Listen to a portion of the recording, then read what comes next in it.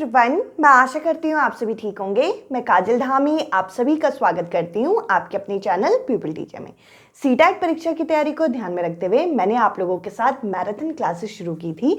आज इस marathon class को हम कंटिन्यू करते हैं और आज की इस क्लास में मैं आप लोगों के साथ सीटेट पेपर 2 में पूछे जाने वाला एक महत्वपूर्ण विषय जो कि है साइंस विज्ञान, इसकी जो एनसीईआरटी है हमारी क्लास 6 से लेकर 8 की, इसके जितने भी आपके इंपॉर्टेंट टॉपिक है, जितने भी कंटेंट है, पहले मैं आप लोगों के साथ कंटेंट आप लोगों के साथ एक्सप्लेन करूंगी और उसके साथ साथ कंटेंट के साथ साथ हम लोग उन टॉपिक के सभी प्रीवियस ईयर क्वेश्चन भी करने वाले हैं। तो देखिए, अगर आप सीटेट पेपर 2 में अपेयर होने वाले हैं और आपने यहाँ पे फॉर्म फिल करते हुए यहाँ पे मैथमेटिक्स एंड साइंस यानी कि यहाँ पे आपने विज्ञान और गणित का चयन किया है, तो ये वीडियो आप ही लोगों के लिए। इस वीडियो को आप पूरा देखिएगा।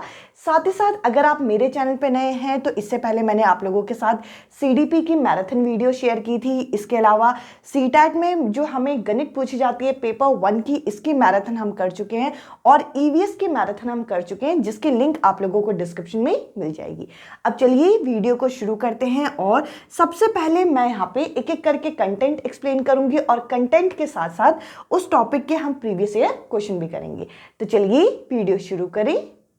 पहला टॉपिक हम कवर करने वाले हैं ह्यूमन डाइजेस्टिव सिस्टम। ये जो टॉपिक है ये हमारी सीटेट की परीक्षा में अक्सर पूछा जाता है और एक इम्पॉर्टेंट टॉपिक होता है। तो देखिए, पहले हम इस टॉपिक को कवर करेंगे और इसके बाद हम इसके जो प्रीवियस ईयर क्वेश्चन हमसे पूछे गए हैं उनको मैं आपके साथ बाइलिंगुअल यहाँ पे एक्सप्लेन करूंगी, यानी कि इंग्लिश और हिंदी दोनों भाषा में आपको क्वेश्चन मिल जाएंगे। तो देखिए, अगर मैं आपसे पूछूं कि ह्यूमन डाइजेस्टिव सिस्टम जो है, जो हमारा डाइजेशन का पूरा प्रोसेस है, ये कहाँ से शुरू होता है, तो आप कहेंगे ये हमारे माउथ से यानी कि मुंह से शुरू होता है, जिसको हम बक्कल कैविटी के नाम से भी जानते हैं। तो देखिए, सबसे पहले हम खाना खाते हैं मुंह से और उसके बाद वो खाना जाता कहाँ है, उसके बाद वो खाना हमारे फूड पाइप में जाता है। तो देखिए, फूड पाइप को हम यहाँ पे ईसोफेगस के नाम से भी जानते हैं। ये हमारे खाने को हमारे शरीर में अंदर की तरफ लेके जाता है। तो देखिए, सबसे पहले खाना कहाँ से आया, खाना आया हमारे माउथ से।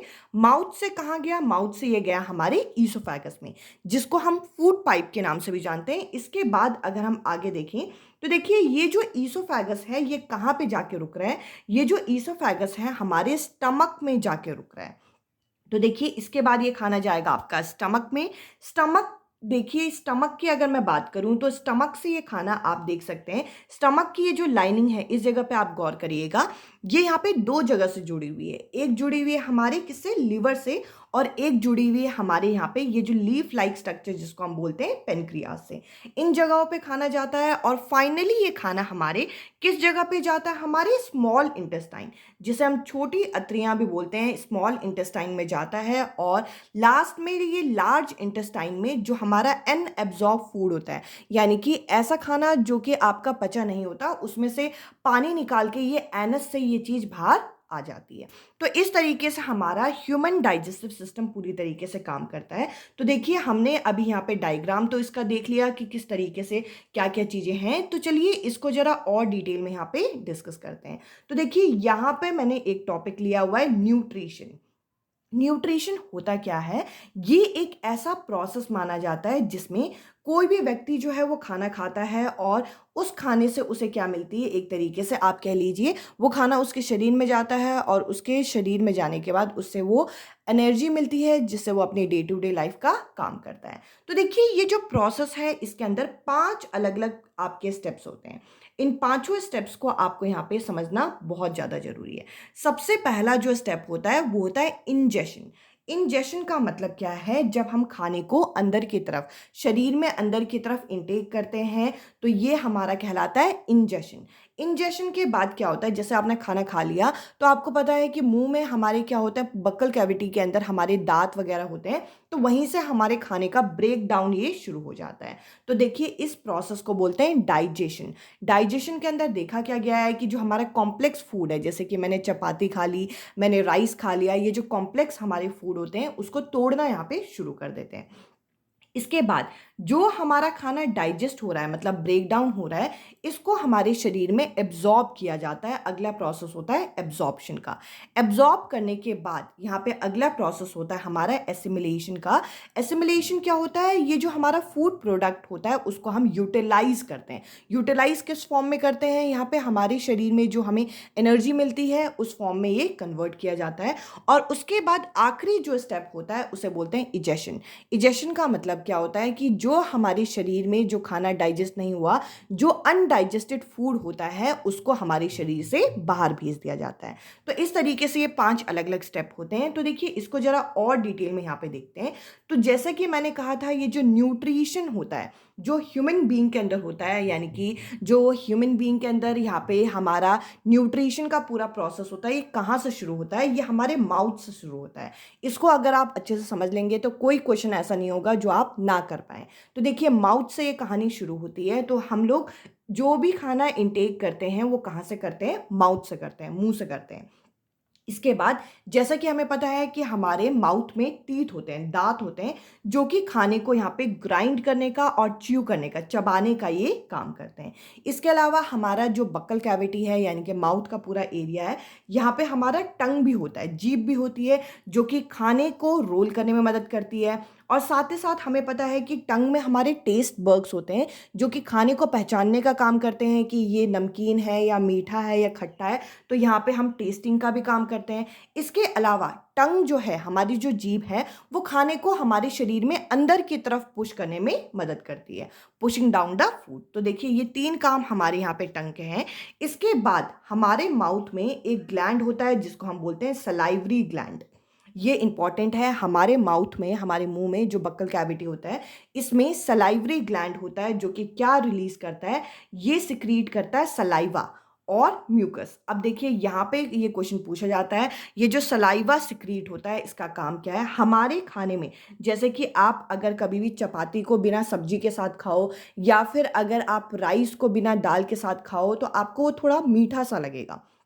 तो जो हमारे खाने में स्टार्च होता है उसको ये सिंपल शुगर में बदलने का काम करता है। तो देखिए ये जो मैंने आपको 4 चीज़ें अभी एक्सप्लेन की, ये सारा काम हमारा कहाँ हो रहा है? ये सारा काम हमारे माउथ के अंदर हो रहा है। इसके अलावा अगर हम आगे बढ़ें तो देखिए जैसे कि मैंने आपके सामने अभी यहाँ पे स्टेप आपको एक्सप्लेन किए थे, तो मैंने कहा था कि उसके बाद हमारा जो खाना है वो कहाँ जाएगा? वो जाएगा आपका ईसोफेगस में। ईसोफेगस क्या होता है? हमारी जो फूड पाइप होती है, जो खा भोजन नली होती है, उसको ईसोफेगस बोलते हैं। अब देखिए ये क्या करता है? ये खाने को हमारे मुंह से लेकर स्टमक तक ले जाने का काम करता है। और यहाँ पर एक मूवमेंट होती है पेरिस्लेटिक मूवमेंट। ये आपके परीक्षा में पूछा जा सकता है, पेरिस्लेटिक मूवमेंट क्या होती है? तो देखिए जैसे ही हमारे ये, अगर मान लीजिए ये फूड पाइप है, ये फूड पाइप में जहाँ जहाँ खाना जाएगा वो जगह थोड़ी सी आपकी बाहर को निकल जाएगी, और खाना जैसे ही इसके अंदर से निकलेगा वो जगह फिर से सिकुड़ जाएगी। तो देखिए ये जो आपका कॉन्ट्रैक्शन हुआ, कॉन्ट्रैक्शन एंड एक्सपेंशन, यानी कि ये जो खुल रहा है और बंद हो रहा है, यानी कि ये जो पाइप आपकी बंद होना और खुलने को क्या बोलते हैं? इसे पैरासिलेटिक मूवमेंट के नाम से जानते हैं। इसके अलावा इसके बाद हमारा जो खाना है वो कहाँ जाएगा? वो जाएगा आपका स्टमक में। देखिए सबसे पहले हमने मुंह से वो खाना खाया, माउथ से खाया, इसके बाद वो गया आपका फूड पाइप में। फूड पाइप में ये मूवमेंट हुई और खाना बस क्या हो रहा है? माउथ से स्टमक तक लेके जाया जा रहा है। इसके बाद ये खाना जाएगा हमारे स्टमक में, जो कि बहुत इंपॉर्टेंट हो जाता है। स्टमक जो है हमारा किस तरीके से आपका दिखता है? कुछ इस तरीके का आपका ये बैग होता है, जो कि मैंने आपके सामने यहाँ पे बना दिया। ये जो हमारा स्टमक होता है, इसके अंदर, इसके वॉल पे एक यहाँ पे ग्लैंड रिलीज होता है जिसको हम गैस्ट्रिक ग्लैंड बोलते हैं, जो कि क्या सिक्रीट करता है? गैस्ट्रिक जूस सिक्रीट करता है। अब ये जो गैस्ट्रिक जूस है ये 3 अलग अलग तरीके के होते हैं। इसको जरा समझिएगा, ध्यान से समझिएगा। सबसे पहले हम बात करेंगे HCl की। जैसे ही हमारा खाना स्टमक तक पहुंचता है तो स्टमक क्या करता है? HCl यहाँ पे रिलीज करता है। इसके 2 काम है। यहाँ पे एक ही काम लिखा है, इसके 2 काम हैं। पहले तो ये क्या करता है? खाने के साथ जो जर्म्स वगैरह हमारे आ गए उनको ये किल करने का काम करता है। और दूसरा क्या करता है? ये एसिडिक मीडियम बनाता है। जैसे कि हमें पता है कि HCl क्या है? हाइड्रोक्लोरिक एसिड होता है। तो ये आपका एसिडिक मीडियम बनाता है। ताकि यहाँ पे पेप्सिन जो है ये वर्क कर सके। अब आप कहेंगे ये कैसे? आपको मैं इतना बता दूं कि हमारे जो स्टमक में 3 अलग-अलग यहाँ पे आपके सब्सटेंस रिलीज़ होते हैं। सबसे पहले आपका होता है HCl। HCl क्या करता है? एसिडिक मीडियम बनाता है। जब तक एसिडिक मीडियम ना हो, तब तक आपका ये जो पेप्सिन है, ये आपका अपने काम को एक्टिवेट नहीं करेगा। और ये पेप्सिन करता क्या है? ये पेप्सिन यहाँ पे प्रोटीन को ब्रेक डाउन करना शुरू करता है। तो देखिए, हमारे खाने में जो प्रोटीन होगा, उसका सबसे पहले ब्रेक डाउन कहाँ से शुरू होता है? वो हमारे स्टमक से शुरू होता है। आपकी परीक्षा में ये क्वेश्चन पूछा जा सकता है। इसके अलावा यहाँ पे देखिए, अब आप एक बात बताइए, हमारे स्टमक में प्रोटीन जो है उसका ब्रेक डाउन शुरू हो गया, पर कहीं ना कहीं ये जो एसिड आपका रिलीज हो रहा है, इसकी वजह से हमारे स्टमक में तो भाई पेन वगैरह हो सकता है। अब इस पेन से हमारे स्टमक को बचाने के लिए स्टमक में एक और चीज़ रिलीज होती है जिसको हम म्यूकस के नाम से जानते हैं। अब ये जो म्यूकस है ये क्या करता है? क्या है ये? स्टमक को अंदर से प्रोटेक्ट करता है ताकि HCl के एक्शन से यहाँ पे स्टमक में कोई दिक्कत ना हो।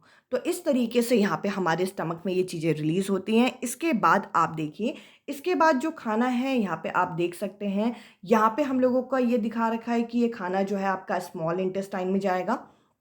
स्मॉल इंटेस्टाइन इस खाने को 2 अलग अलग जगह भेजता है। 2 अलग अलग जगह कहाँ भेजता है? एक तो भेजता है लिवर में, और एक भेजता है आपका पेनक्रियाज में, जो कि मैंने आपका दिखाया था। लिवर में कोई ग्लैंड रिलीज नहीं होता, लिवर में होता है भाई बाइल जूस। लिवर में क्या होता है भाई? Bile juice. ये आप यहाँ पे नोट डाउन कर लीजिएगा। लिवर में होता है बाइल जूस, जो कि स्टोर कहाँ पे होता है ये भी आपके परीक्षा में पूछा जा सकता है। ये स्टोर होता है हमारा गॉल ब्लैडर में। गॉल ब्लैडर में ये आपका स्टोर होता है। अब ये गॉल ब्लैडर में स्टोर होता है, ये कई बारी पूछा गया है कि लिवर आपका क्या रिलीज करता है? तो लिवर आपका यहाँ पे बाइल जूस रिलीज करता है, जो कि स्टोर कहाँ पे होता है? ये गॉल ब्लैडर में स्टोर होता है। अब ये जो आपका बाइल जूस आपका रिलीज हुआ, इसका क्या काम है ये भी तो समझना है। इसका काम है जो हमारे खाने में फैट होता है, देखिए जो हमारे खाने में फैट होता है, इसका ये इमल्सिफिकेशन करता है। अब आप कहेंगे ये इमल्सिफिकेशन क्या है? तो इमल्सिफिकेशन का मतलब क्या होता है कि फैट के जो बड़े बड़े आपके पैचेस होते हैं, उनको ये छोटे छोटे टुकड़ों में तोड़ने का काम करता है। देखिए, अगर आप यहाँ पे जेन्युइन तरीके से सीटेट की परीक्षा में साइंस का कंटेंट तैयार करना चाहते हैं, तो मैं आपको यहाँ पे डिटेल में सारी चीज़ें बताऊंगी। इस एक वीडियो से ही आप कह लीजिए आपकी एनसीईआरटी की बहुत सारी चीज़ें यहाँ पे कवर हो जाएंगी। तो ट्रस्ट करके इसको देखिए और समझिए। आपने अगर ये सब चीज़ें बेसिक पढ़ी हुई हैं तो आप एक बार देखेंगे तो आपका अच्छा खासा रिवीजन यहाँ पे होना ही है। तो इसमें आप कंफ्यूज मत होइए, आराम से इस चीज़ को देखिए। यहाँ पे मैंने कहा कि जो हमारे लिवर में ये जो बाइल जूस रिलीज होता है, ये फैट को इमल्सिफिकेशन का काम करता है, यानी कि फैट के बड़े टुकड़ों को छोटे टुकड़ों में तोड़ने का काम करता है। इसके अलावा यहाँ पे अगर हम देखें तो इसके अलावा आप यहाँ पे देखिए, ये जो स्मॉल इंटेस्टाइन है ये लिवर के अलावा हमारे खाने को पेनक्रियाज में भी भेजता है। पेनक्रियाज में क्या होता है? पेनक्रिएटिक जूस रिलीज होते हैं। ये भी हमारे यहाँ पे क्या करते हैं? ये भी हमारे डाइजेशन में हमें मदद करते हैं। इसके बाद इन दोनों आइटम को लिया जाता है और लेके आया जाता है स्मॉल इंटेस्टाइन में, जहाँ पर इंटेस्टाइनल एंजाइम रिलीज होते हैं। सबसे इंपॉर्टेंट पार्ट आपका, तो देखिए यहाँ पर क्या किया जाता है, यहाँ पर कार्बोहाइड्रेट को ग्लूकोज में कन्वर्ट किया जाता है। जो हमारे खाने में कार्बोहाइड्रेट है उसको ग्लूकोज में बदलेंगे, फैट को यहाँ पे फैटी एसिड और ग्लाइसरॉल में बदलेंगे, और प्रोटीन को अमीनो एसिड में बदलते हैं। और इसके अलावा यहाँ पे हम लोगों को एक और चीज़ बता रखी है। ये जो हमारा स्मॉल इंटेस्टाइन है, इसमें एक फिंगर लाइक प्रोजेक्शन होता है जिसको हम विली के नाम से जानते हैं, जो कि करता क्या है, जैसे कि आप यहाँ पे देख सकते हैं, स्मॉल इंटेस्टाइन में आपका कंप्लीट डाइजेशन होता है। आपके पेपर में ये भी क्वेश्चन पूछ सकते हैं कि स्मॉल इंटेस्टाइन कैसा साइट है? आप कहेंगे कंप्लीट डाइजेशन का साइट है, यहाँ पे कंप्लीट डाइजेशन होता है। तो देखिए यहाँ पर अब डाइजेशन होने के बाद ये खाने को एब्जॉर्ब करने में मदद करता है। कौन? विली। और ये कहाँ पाया जाता है? ये स्मॉल इंटेस्टाइन में पाया जाता है। इसके अलावा आपका जो खाना है वो फिर जाएगा, इसके बाद 6th स्टेप मैं यहाँ पे बता देती हूँ। खाना जाएगा आपका लार्ज इंटेस्टाइन में। अब देखिए, ये जो लार्ज इंटेस्टाइन आपकी होती है, ये आपकी क्या करती है? ये आपका अनएब्जॉर्ब्ड फूड, जो खाना आपका एब्जॉर्ब नहीं हुआ उस खाने को क्या करती है, उस खाने में से वाटर को ये आपका ले लेती है। आपकी परीक्षा में एक और सवाल पूछा जाता है कि ये जो स्मॉल इंटेस्टाइन है और लार्ज इंटेस्टाइन है, इनमें से कौन सी बड़ी होती है और कौन सी छोटी होती है। तो देखिए, स्मॉल इंटेस्टाइन जो होती है ये लेंथ वाइज लंबी होती है, और ये जो लार्ज इंटेस्टाइन होती है ये वाइड होती है, यानी कि चौड़ी होती है, पर लेंथ वाइज ये शॉर्ट होती है। तो ये दोनों आपको ये चीज़ ये पता होना चाहिए। इसके अलावा अगर हम यहाँ पे आगे बढ़ें तो देखिए, आपके सामने मैं कुछ क्वेश्चन लेके आई हूँ, 2 क्वेश्चन लेके आई हूँ जो कि इस टॉपिक से संबंधित हैं। तो देखिए, यहाँ पे हम लोगों को मिलान करना है, मैच द फॉलोइंग करना है। अब यहाँ पे देखिए, यहाँ पे हमें अलग अलग चीज़ों के बारे में यहाँ पे बता रखा है, और यहाँ पे बोला गया है कि गॉल ब्लैडर। अब देखिए, इनमें से आप कोई भी चीज़ यहाँ पे आप पकड़ के इस क्वेश्चन को सॉल्व कर सकते हैं। मैंने अभी आपको कहा था गॉल ब्लैडर कहाँ होता है। हमारा जो लिवर है, लिवर क्या रिलीज करता है, बाइल जूस, और बाइल जूस को स्टोर कौन करता है, मैंने अभी बताया था गॉल ब्लैडर, यानी कि सी का होगा 2। ये तो आपको क्लियर हो गया, ये अभी अभी हमने डिस्कस किया था। इसके अलावा अगर हम आगे बढ़ें तो यहाँ पे मैंने अभी बताया था लिवर जो है, एक चीज मैं यहाँ पे बताना भूल गई हूँ, लिवर जो है हमारे शरीर का लार्जेस्ट ग्लैंड होता है, ये आपको पता होना चाहिए। इसके अलावा मैंने अभी आपको स्टमक के बारे में बताया था, स्टमक में पेप्सिन रिलीज होता है जो कि प्रोटीन के डाइजेशन को शुरू करता है। और साथ ही साथ ये जो पेनक्रियाज होता है, पेनक्रियाज जो आपका मटेरियल रिलीज करता है वो आपका स्मॉल इंटेस्टाइन रिसीव करता है। तो देखिए, ये चीज़ें यहाँ पे लिखी हुई है। इस हिसाब से आपका लिवर जो ए का यहाँ पे होना चाहिए, फोर्थ वाला, ए का फोर्थ हम लोगों को कौन सा ऑप्शन में दे रखा है, सेकेंड ऑप्शन में दे रखा है। और ये जो आप यहाँ पे देख सकते हैं, बी का स्टमक जो है वो प्रोटीन का डाइजेशन शुरू करता है, यानी कि बी का होना चाहिए ए। ये सारी चीज़ें आपको कौन से ऑप्शन में मिलेगी, दूसरे ऑप्शन में यहाँ पे मिल जाएगी। इसके अलावा एक और क्वेश्चन आप यहाँ पे देख सकते हैं। इस क्वेश्चन में हमसे पूछा गया है which of the following statement is correct, इनमें से कौन सा स्टेटमेंट सही है।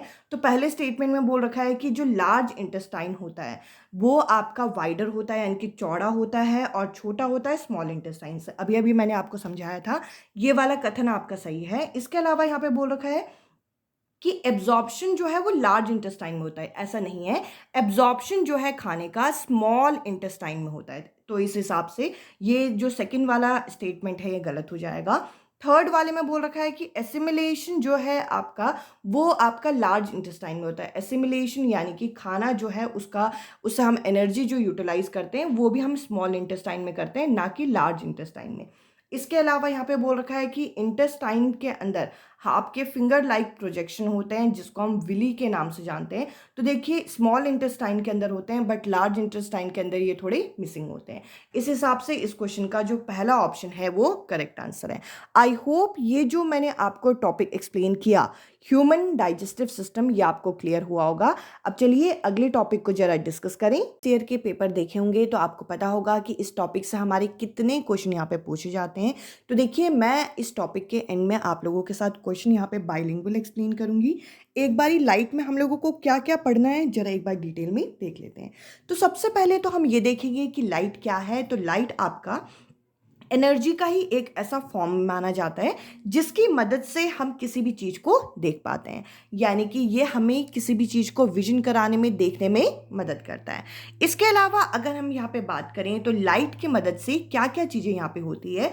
लाइट की मदद से सबसे पहले तो हमारी मिरर में हमारी इमेज फॉर्मेशन का काम होता है, यानी कि जो आपके घर में प्लेन मिरर रखा हुआ है उसके सामने आपकी जो इमेज बनती है वो किस वजह से बनती है, वो लाइट की वजह से बनती है। इसके अलावा जो स्टार ट्विंकल करते हैं इसमें भी आपका ये चीज़ यूज़ होता है। साथ ही साथ हमारे जो ब्यूटीफुल रेनबो फॉर्म होता है इसमें भी आपका यूज़ होता है। और लाइट बेंड करता है एक मीडियम से दूसरे मीडियम में जाने में, जैसे कि अगर पानी से वो हवा में जाएगा या हवा से पानी में जाएगा या ग्लास में जाएगा तो लाइट बेंड होती है। ये सारी चीज़ें आपकी लाइट के अंदर आ जाती हैं। इसके अलावा अगर हम बेसिक से एडवांस की तरफ जाएं तो देखिए, आपको यहाँ पे एक इमेज दिख रही होगी जिसमें यहाँ पे एक मिरर दिख रहा है। एक मिरर में अगर आप इस तरीके से टॉर्च की लाइट अगर आप पास करते हो तो वो उस मिरर से क्या होती है, ये रिफ्लेक्ट हो जाती है, वो टच होके वो वहाँ से दूसरी डायरेक्शन में चले जाती है। तो देखिए, यहाँ पे हम लोगों को बता रखा है कि अगर किसी भी सरफेस पे आपकी जो, जैसे कि अगर आपका कोई भी मिरर है उस पर अगर लाइट फॉल होती है तो वो किस तरीके से निकलती है। और इसके बाद ही हमारा एक फिनोमिना है जिसको हम यहाँ पे रिफ्लेक्शन के नाम से जानते हैं। रिफ्लेक्शन का फिनोमिना यहाँ पे होता है और इसके लॉ को भी हम समझेंगे। अगर किसी भी मिरर के ऊपर, जिसमें आपको पता होना चाहिए कि मिरर की एक साइड हमारी क्या होती है, पॉलिश होती है। अगर मिरर की एक साइड आपकी पॉलिश है और उस पर हम कोई भी लाइट इस तरीके से पास करेंगे तो इसे हम इनकमिंग लाइट या फिर इंसिडेंट लाइट के नाम से जानते हैं। इसको हम इनकमिंग या फिर इंसिडेंट लाइट जो कि हमारी कहीं से आ रही होती है और वो अगर आपके मिरर के स्मूथ सरफेस पे आपका आके फॉल होती है तो जिस जगह पर आपका ये टकराएगी वहां से ये दूसरी डायरेक्शन में निकल जाती है और ये जो लाइट निकलती है इसको हम क्या कहते हैं, रिफ्लेक्टेड लाइट। अब आप कहेंगे ये चीज़ हमने कहीं देखी नहीं है, तो अगर आप कभी धूप में बैठे हैं और अगर आपके हाथ में जैसे टॉर्च, अगर आपके हाथ में जैसे वॉच है तो वॉच का आप देखेंगे कि आपको रिफ्लेक्शन किसी और जगह पे दिखाई पड़ेगा। तो देखिए इस तरीके से रिफ्लेक्शन का प्रोसेस होता है। तो रिफ्लेक्शन अगर आपसे पूछें कि किस में होता है तो आप जवाब देंगे मिरर में होता है, जिसके एक साइड आपके पॉलिश होती है और एक साइड से आपकी लाइट पास होती है और इसके परपेंडिकुलर में हम एक इमेजिनरी लाइन ड्रॉ करते हैं जिसको हम नॉर्मल के नाम से जानते हैं। तो देखिए यहाँ पे हम लोगों को कुछ छोटे छोटे टर्म्स बता रखे हैं। लाइट आपका अगर एक सरफेस पे टकराए और टकराने के बाद बाउंस हो जाए उस जगह से, जैसे इस तरीके से ये बाउंस हो रही थी, तो इसको हम क्या कहेंगे, इस फिनोमिना को हम रिफ्लेक्शन के नाम से जानते हैं। और जो लाइट आपका अंदर की तरफ आती है, इस तरीके से लाइट जो अंदर की तरफ आ रही थी, इसको हम इंसिडेंट रे के नाम से जानते हैं। और जो लाइट आपका सरफेस से बाहर की तरफ निकल रही थी उसको हम रिफ्लेक्टेड रे के नाम से जानते हैं। तो एक होती है इंसिडेंट रे, एक होती है रिफ्लेक्टेड रे। और यहाँ पे बता रखा है जैसे कि ये आपका मिरर का, यहाँ पे आपका पॉलिश वाला सरफेस है, ये आपका स्मूथ वाला सरफेस है। जैसे कि ये लाइट आई और ये लाइट आपकी बाउंस होके चलेगी, उस जगह से हम एक इमेजिनरी लाइन ड्रॉ करते हैं और इस इमेजिनरी लाइन को हम यहाँ पे नॉर्मल के नाम से जानते हैं, जो कि आप यहाँ बीच में देख सकते हैं। इसके अलावा हम लोगों को यहाँ पे देखिए इसी चीज को, जैसे मैं आपको इस तरीके से समझा रही थी, इसको यहाँ पे उल्टा करके दिखा रखा है। तो ये आपका प्लेन मिरर में पॉसिबल है, क्योंकि प्लेन मिरर में एक साइड आपकी पॉलिश होती है और एक साइड आपकी अनपॉलिश, वो कोई सी भी हो सकती है।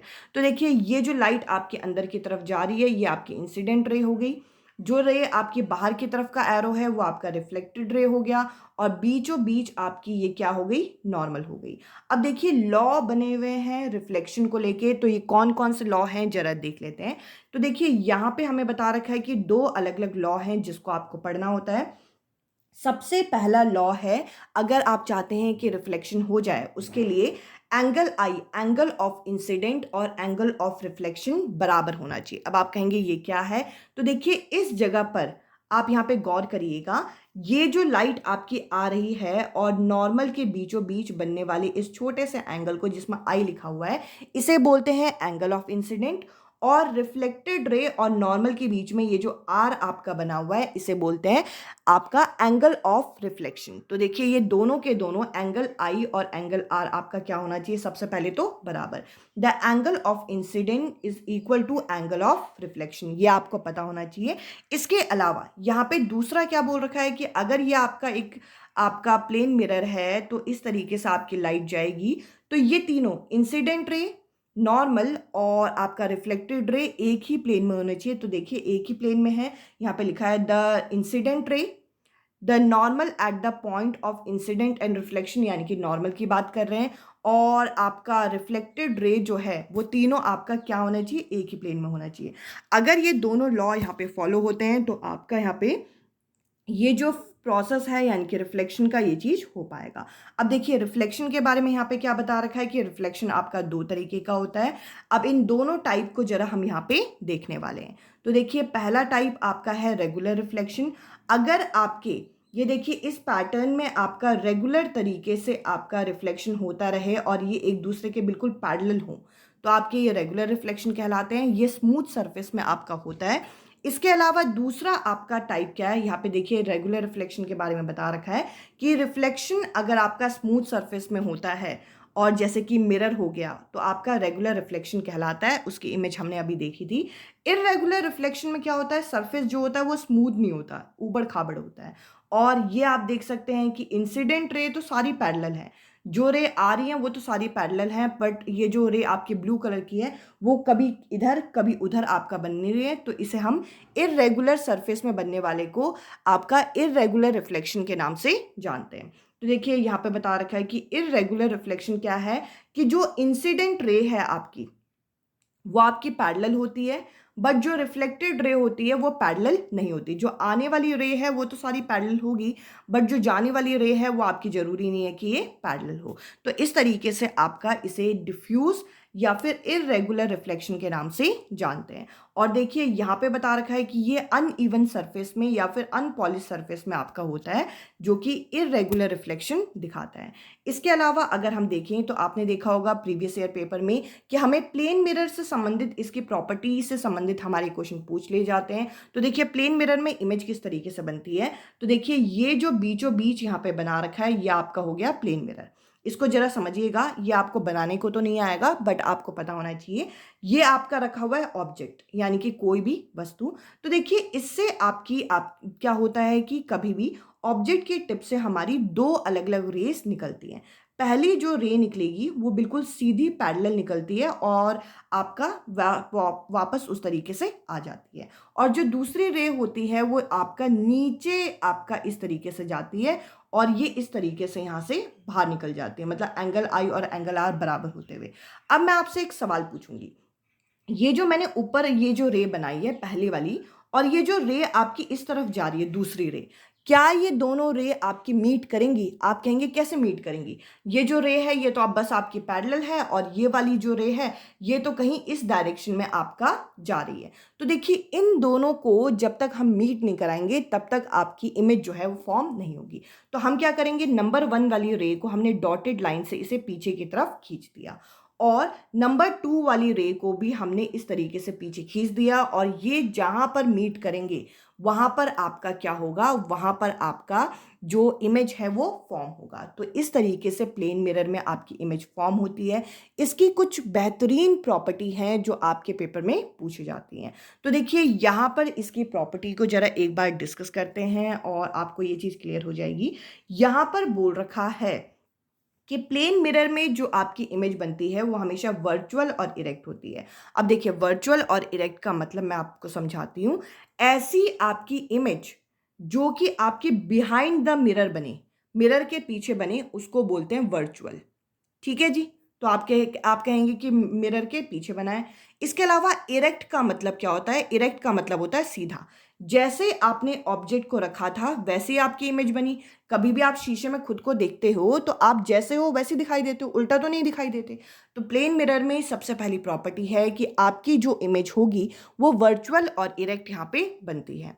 इसके अलावा अगर हम यहाँ पे आगे बढ़ें तो यहाँ पे बोल रखा है कि अगर हम साइज की बात करें तो साइज ऑफ इमेज जो होता है वो साइज ऑफ ऑब्जेक्ट के बराबर होता है। आप जितने साइज के होते हो उतने साइज के आप दिखाई पड़ते हो, ये तो समझ में आ गया।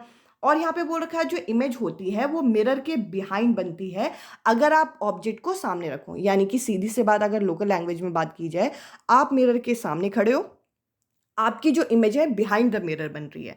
हम इस डायग्राम में भी, रे डायग्राम में भी यहाँ पे देख सकते हैं ऑब्जेक्ट यहाँ, इमेज कहाँ बनी? बिहाइंड द मिरर, मिरर के पीछे।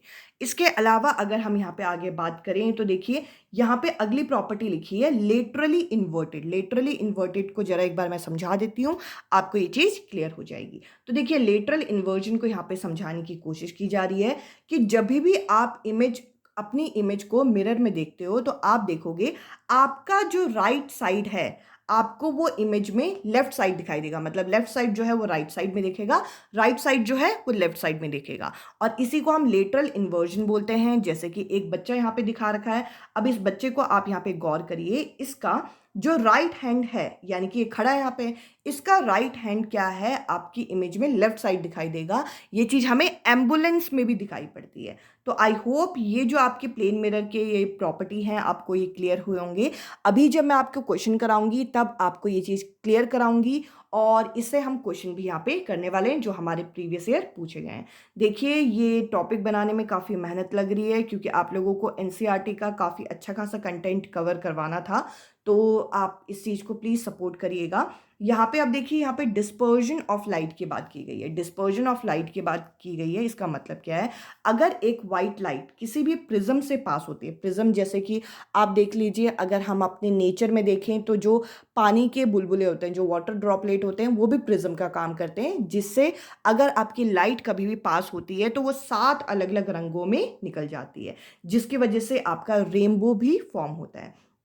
तो एक वाइट लाइट जो होती है, वाइट लाइट कितने कलर से बनी होती है? ये 7 अलग अलग कलर से बनी होती है, और ये 7 कलर में निकलने का जो प्रोसेस होता है, इसे बोलते हैं डिस्पर्जन ऑफ वाइट लाइट। तो देखिए, यहाँ पे हम लोगों को कुछ एग्जाम्पल बता रखे हैं डिस्पर्जन ऑफ वाइट लाइट के। तो देखिए, यहाँ पे सबसे पहले तो रेनबो फॉर्मेशन, जो मैंने बताया है कि वाटर ड्रॉपलेट यहाँ पे क्या काम करेंगे, ये प्रिज्म का काम करेंगे, और सन की लाइट जो है वो वाइट लाइट का काम करेगी। और यहाँ पे बोल रखा है कि सनलाइट की जो रे है वो प्रिज्म से पास होती है, वाटर ड्रॉपलेट से पास होती है, और यही चीज़ आप सोप बबल में भी देख सकते हो। इसके अलावा भी कुछ और एग्जांपल हमें डिस्पर्जन ऑफ वाइट लाइट के बता रखे हैं। आपने सीडी में भी देखा होगा कि इस तरीके के अलग अलग आपके कॉम्पैक्ट डिस्क जो पहले आते थे, उसमें भी आपका ऐसे अलग अलग कलर दिखाई पड़ते हैं। इसके अलावा डिस्पर्जन अभी मैंने आपको प्रिज्म में आपको समझाया, साथ ही साथ आपको यहाँ पे अलग अलग यहाँ पे एग्जाम्पल हम लोगों को दिखा रहे हैं, जैसे कि रेनबो आप यहाँ पे देख सकते हैं। और इसके अलावा अगर हम आगे बढ़ें तो मिरर जो होते हैं सिर्फ प्लेन मिरर नहीं होते, मिरर दूसरे टाइप के भी होते हैं, जिसको हम बोलते हैं स्फेरिकल मिरर। स्फेरिकल मिरर में से कुछ पार्ट यहाँ पे काटा जाता है, और 2 अलग अलग टाइप के यहाँ पे मिरर बनाए जाते हैं। अब देखिए, ये 2 टाइप बने कैसे। अब जैसे कि ये स्फेरिकल मिरर है, इस स्फेरिकल मिरर का मैं इतना पार्ट यहाँ पे जो मैं ये डार्क कर रही हूँ, इस चीज़ को गौर करिएगा, ये जो मैंने पार्ट डार्क किया है, इसको मैंने काट के इस तरीके से यहाँ पे रख दिया। ठीक है जी। अगर इसका बाहर वाला साइड आपका यहाँ पे पॉलिश हो और अंदर वाली साइड से आपकी रे जाए, तो ये होता है आपका कॉनकेव मिरर। क्यों इसे कॉनकेव कहा गया है? और कॉनकेव कहा तो गया है, बट साथ ही साथ इसको याद कैसे करेंगे? अगर आपकी केव वाले पार्ट से, केव वाले पार्ट मतलब अंदर वाले पार्ट से लाइट जा रही है, तो आप समझ जाइएगा कि ये आपका कॉनकेव मिरर है। और जिसमें आपका यहाँ पे आपको देखने को मिले, जिसमें आप यहाँ पे देखो, जैसे इस तरीके के 2 मिरर मैंने आपको बताए थे, यहाँ पे अगर बाहर वाली साइड आपकी पॉलिश हो और अंदर वाली साइड से लाइट जाए, तो ये तो क्या हो गया? Concave mirror. अगर अंदर वाली साइड आपकी पॉलिश हो और बाहर वाली साइड से आपकी लाइट जाए, जैसे कि ये वाली साइड से, तो ये हो जाएगा आपका कॉन्वेक्स मिरर। तो इस तरीके से इनके जो रिफ्लेक्टिंग सरफेस होते हैं, इसके हिसाब से यहाँ पे 2 तरीके के मिरर बनाए गए हैं, और इनसे भी क्वेश्चन पूछे जाते हैं। आप यहाँ पे देख सकते हैं, यहाँ पे आप देखेंगे कि कॉनकेव और कॉन्वेक्स मिरर का आपको डायग्राम बना के दिखा रखा है। कॉनकेव मिरर क्या होता है? जिसका ये बाहर वाला साइड आपका क्या हो, बाहर वाला साइड यहाँ पे आपका पॉलिश हो। तो देखिए, बाहर वाला साइड इसमें यहाँ पे पॉलिश होता है, और रेज जो है अंदर से जाती हैं। और इसमें क्या होता है? इसमें अंदर वाला साइड आपका क्या होता है? पॉलिश होता है, और बाहर से रेज जाती हैं। तो इस तरीके से ये कॉन्वेक्स मिरर हो गया। इसके अलावा कुछ प्रॉपर्टी यहाँ पे बता रखी हैं कि कॉनकेव मिरर जो होता है, इसका जो रिफ्लेक्टिंग सरफेस होता है वो अंदर वाला साइड होता है, और ये कन्वर्जिंग मिरर होता है। कन्वर्जिंग मिरर क्यों? क्योंकि इससे आने वाली सारी रेज को ये इस तरीके से एक पॉइंट पे कन्वर्ज कर देता है, ये एक पॉइंट पे लाके इकट्ठा कर देता है, इसीलिए इसे कन्वर्जिंग मिरर कहते हैं। इसके अलावा अगर हम यहाँ पे कॉन्वेक्स मिरर की बात करें, तो कॉन्वेक्स मिरर दिखने में कुछ ऐसा होता है, और ये रेज को और दूर फैला देता है, और दूर फैलाने की वजह से ये आपका डाइवर्जिंग मिरर कहलाता है। और इसमें जो आउटसाइड वाला पार्ट होता है, वो बाहर वाला साइड जो होता है, वो रिफ्लेक्टिंग सरफेस होता है। यहाँ पे हम लोगों को कुछ यूजेस भी बता रखे हैं जो कि आपको काम आएंगे आपके पेपर में। तो देखिए, कॉनकेव मिरर जो होता है वो आपके टॉर्च में यूज़ होता है, सर्च लाइट में यूज़ होता है, आपके गाड़ियों की हेडलाइट में यूज़ होता है, और क्योंकि इसकी पावरफुल बीम ऑफ लाइट होती है, इससे पावरफुल बीम ऑफ लाइट हम लोगों को मिलती है। इसके अलावा कॉनकेव मिरर जो होता है आपका डेंटिस्ट भी यूज़ करते हैं पेशेंट के दांतों को देखने के लिए। साथ ही साथ शेविंग मिरर की फॉर्म में भी ये लार्ज इमेज आपको देता है फेस का, इसलिए कॉनकेव मिरर यूज़ किया जाता है। और इसके अलावा यहाँ पे हमें बता रखा है कि जो सोलर फर्नेस है, जिससे हम क्या करते हैं कि सनलाइट की एनर्जी को एब्जॉर्ब करने का काम करते हैं, जिससे हीट आपकी प्रोड्यूस होती है, उसमें भी आपके लार्ज कॉन्केव मिरर यूज़ होते हैं। अगर हम कॉन्वेक्स मिरर की बात करें तो कॉन्वेक्स मिरर कहाँ यूज़ होते हैं? ये रेयर व्यू मिरर के फॉर्म में यूज़ होते हैं गाड़ियों में, क्योंकि ये हमें इरेक्ट और डिमिनिश छोटे इमेज आपको देते हैं। इसके अलावा यहाँ पे हम लोगों को बता रखा है कि ये वाइड साइड को यानी कि काफ़ी ज़्यादा एरिया को ये कवर कर सकते हैं। और इसके अलावा कॉन्वेक्स मिरर जो है यहाँ पे आपको बता रखा है कि जो आपके ट्रैफिक के जो आपके ये विजन होते हैं उस चीज़ को साइड वाइज ये देखने में मदद करता है, तो वहाँ पे भी ये यूज़ किया जाता है। साथ ही साथ ये सिक्योरिटी मिरर के फॉर्म में भी यूज़ होता है। अब चलिए, हमने काफ़ी सारा कंटेंट यहाँ पे कवर कर लिया है। इससे संबंधित क्वेश्चन किस तरीके से आपसे पूछे गए हैं उनको जरा मैं आपके साथ डिस्कस करती हूँ। तो देखिए, एक क्वेश्चन है कि मंजुला जो है अपनी इमेज यहाँ पे प्लेन मिरर में देख रही है और मंजुला जो है वो प्लेन मिरर से 5 मीटर दूर खड़ी है और उसके बाद वो 1 मीटर मिरर के पास आ जाती है। तो यहाँ पे पूछा गया है कि मंजुला खुद की इमेज से कितना यहाँ पे दूर है। तो देखिए, यहाँ पे अगर मैं आपसे बात करूँ तो ये आपकी हो गई प्लेन मिरर। समझिएगा इसको जरा ध्यान से। यहाँ पे ये हो गई प्लेन मिरर, यहाँ पे ये खड़ी है मंजुला। और अगर मंजुला यहाँ पे खड़ी है तो मंजुला की इमेज कहाँ बनेगी भाई? मंजुला की जो इमेज है वो यहाँ पे बनेगी। तो अभी मैंने आपको प्लेन मिरर का सारा किस्सा समझाया था। अब देखिए, यहाँ पे सवाल ये पूछा गया है कि मंजुला पहले 5 मीटर दूर खड़ी है अपने प्लेन मिरर से। अगर ये 5 मीटर दूर खड़ी है तो ये इमेज भी आपका इससे पीछे 5 मीटर दूर बनेगी, क्योंकि जितना दूर आप खड़े होते हो उतना दूर मिरर के पीछे आपकी इमेज बनती है। इस हिसाब से यहाँ पे 10 मीटर होना चाहिए। तो देखिए, यहाँ पे क्वेश्चन में ये चीज़ नहीं पूछी। अब क्वेश्चन में ये पूछा गया है कि मंजुला जो है वो 1 मीटर आगे को आ गई। अगर मंजुला 1 मीटर आगे को आ गई तो ये कितना हो गया? आप कहेंगे कि पहले 5 मीटर था, अब हो गया आपका 4 मीटर। अगर मंजुला मिरर से 4 मीटर दूर खड़ी है तो इसकी इमेज कितने दूर बनेगी? तो आप कहेंगे 4 मीटर। तो 4 और 4 को मिला के ये कितना हो गया? 8 मीटर। इस हिसाब से इस क्वेश्चन का जो करेक्ट आंसर है वो है आपका 8 मीटर, ना कि 10 मीटर। 10 मीटर इस क्वेश्चन का आंसर तब होता है जब मंजुला जो है वो 5 मीटर दूर खड़ी होती, पर मंजुला जो है वो 1 मीटर पास आ गई थी, इसलिए 4 और 4 को मिला के 4 एंड 4 को मिला के 8 हो गया। अब चलिए अगले क्वेश्चन की तरफ चलते हैं। यहाँ पे अगला क्वेश्चन भी आपका प्लेन मिरर का पूछा गया है। यहाँ काफ़ी क्वेश्चन आपका प्लेन मिरर का पूछा जाता है सीटेट की परीक्षा में। तो देखिए, यहाँ पे बोल रखा है कि जो प्लेन मिरर के रिगार्डिंग इनमें से कौन सा कथन जो है वो सत्य है, यानी कि कौन सा स्टेटमेंट जो है वो सही है। तो देखिए, प्लेन मिरर जो होता है वो इरेक्ट यानी कि सीधी इमेज बनाता है। आप जैसे खड़े होते हो आप वैसे दिखाई पड़ते हो, तो ये सही है। प्लेन मिरर आपके रियल इमेज बनाता है। देखिए, रियल इमेज वो होता है, वास्तविक जो आपका प्रतिबिंब वो होता है जो आपका मिरर के सामने बने, पर ये तो मिरर के पीछे बनाता है। इस हिसाब से ये यहाँ पे गलत हो जाएगा। यहाँ पे अगला पॉइंट ये बोल रखा है कि जो इमेज होता है वो लिटरली इन्वर्टेड होता है, यानी कि आपका राइट साइड लेफ्ट साइड दिखेगा। ये बिल्कुल सही है। और अगला यहाँ पे बोल रखा है कि जो इमेज का साइज होता है वो ऑब्जेक्ट के साइज के बराबर होता है, यानी कि आप जितने होते हो आप उतना ही दिखाई पड़ते हो। इस हिसाब से इस क्वेश्चन में वो ऑप्शन आपका करेक्ट होगा जिसमें हमें ए, सी और डी यहाँ पे दे रखा है, क्योंकि बी ऑप्शन, बी जो कथन है वो यहाँ पे गलत है कि यहाँ पे प्रतिबिंब जो बनेगा वो वास्तविक है, ये यहाँ पे गलत होता है। और ए, सी और डी आपको कौन से ऑप्शन में मिल रहे हैं? ये आपको दूसरे ऑप्शन में मिल रहे हैं।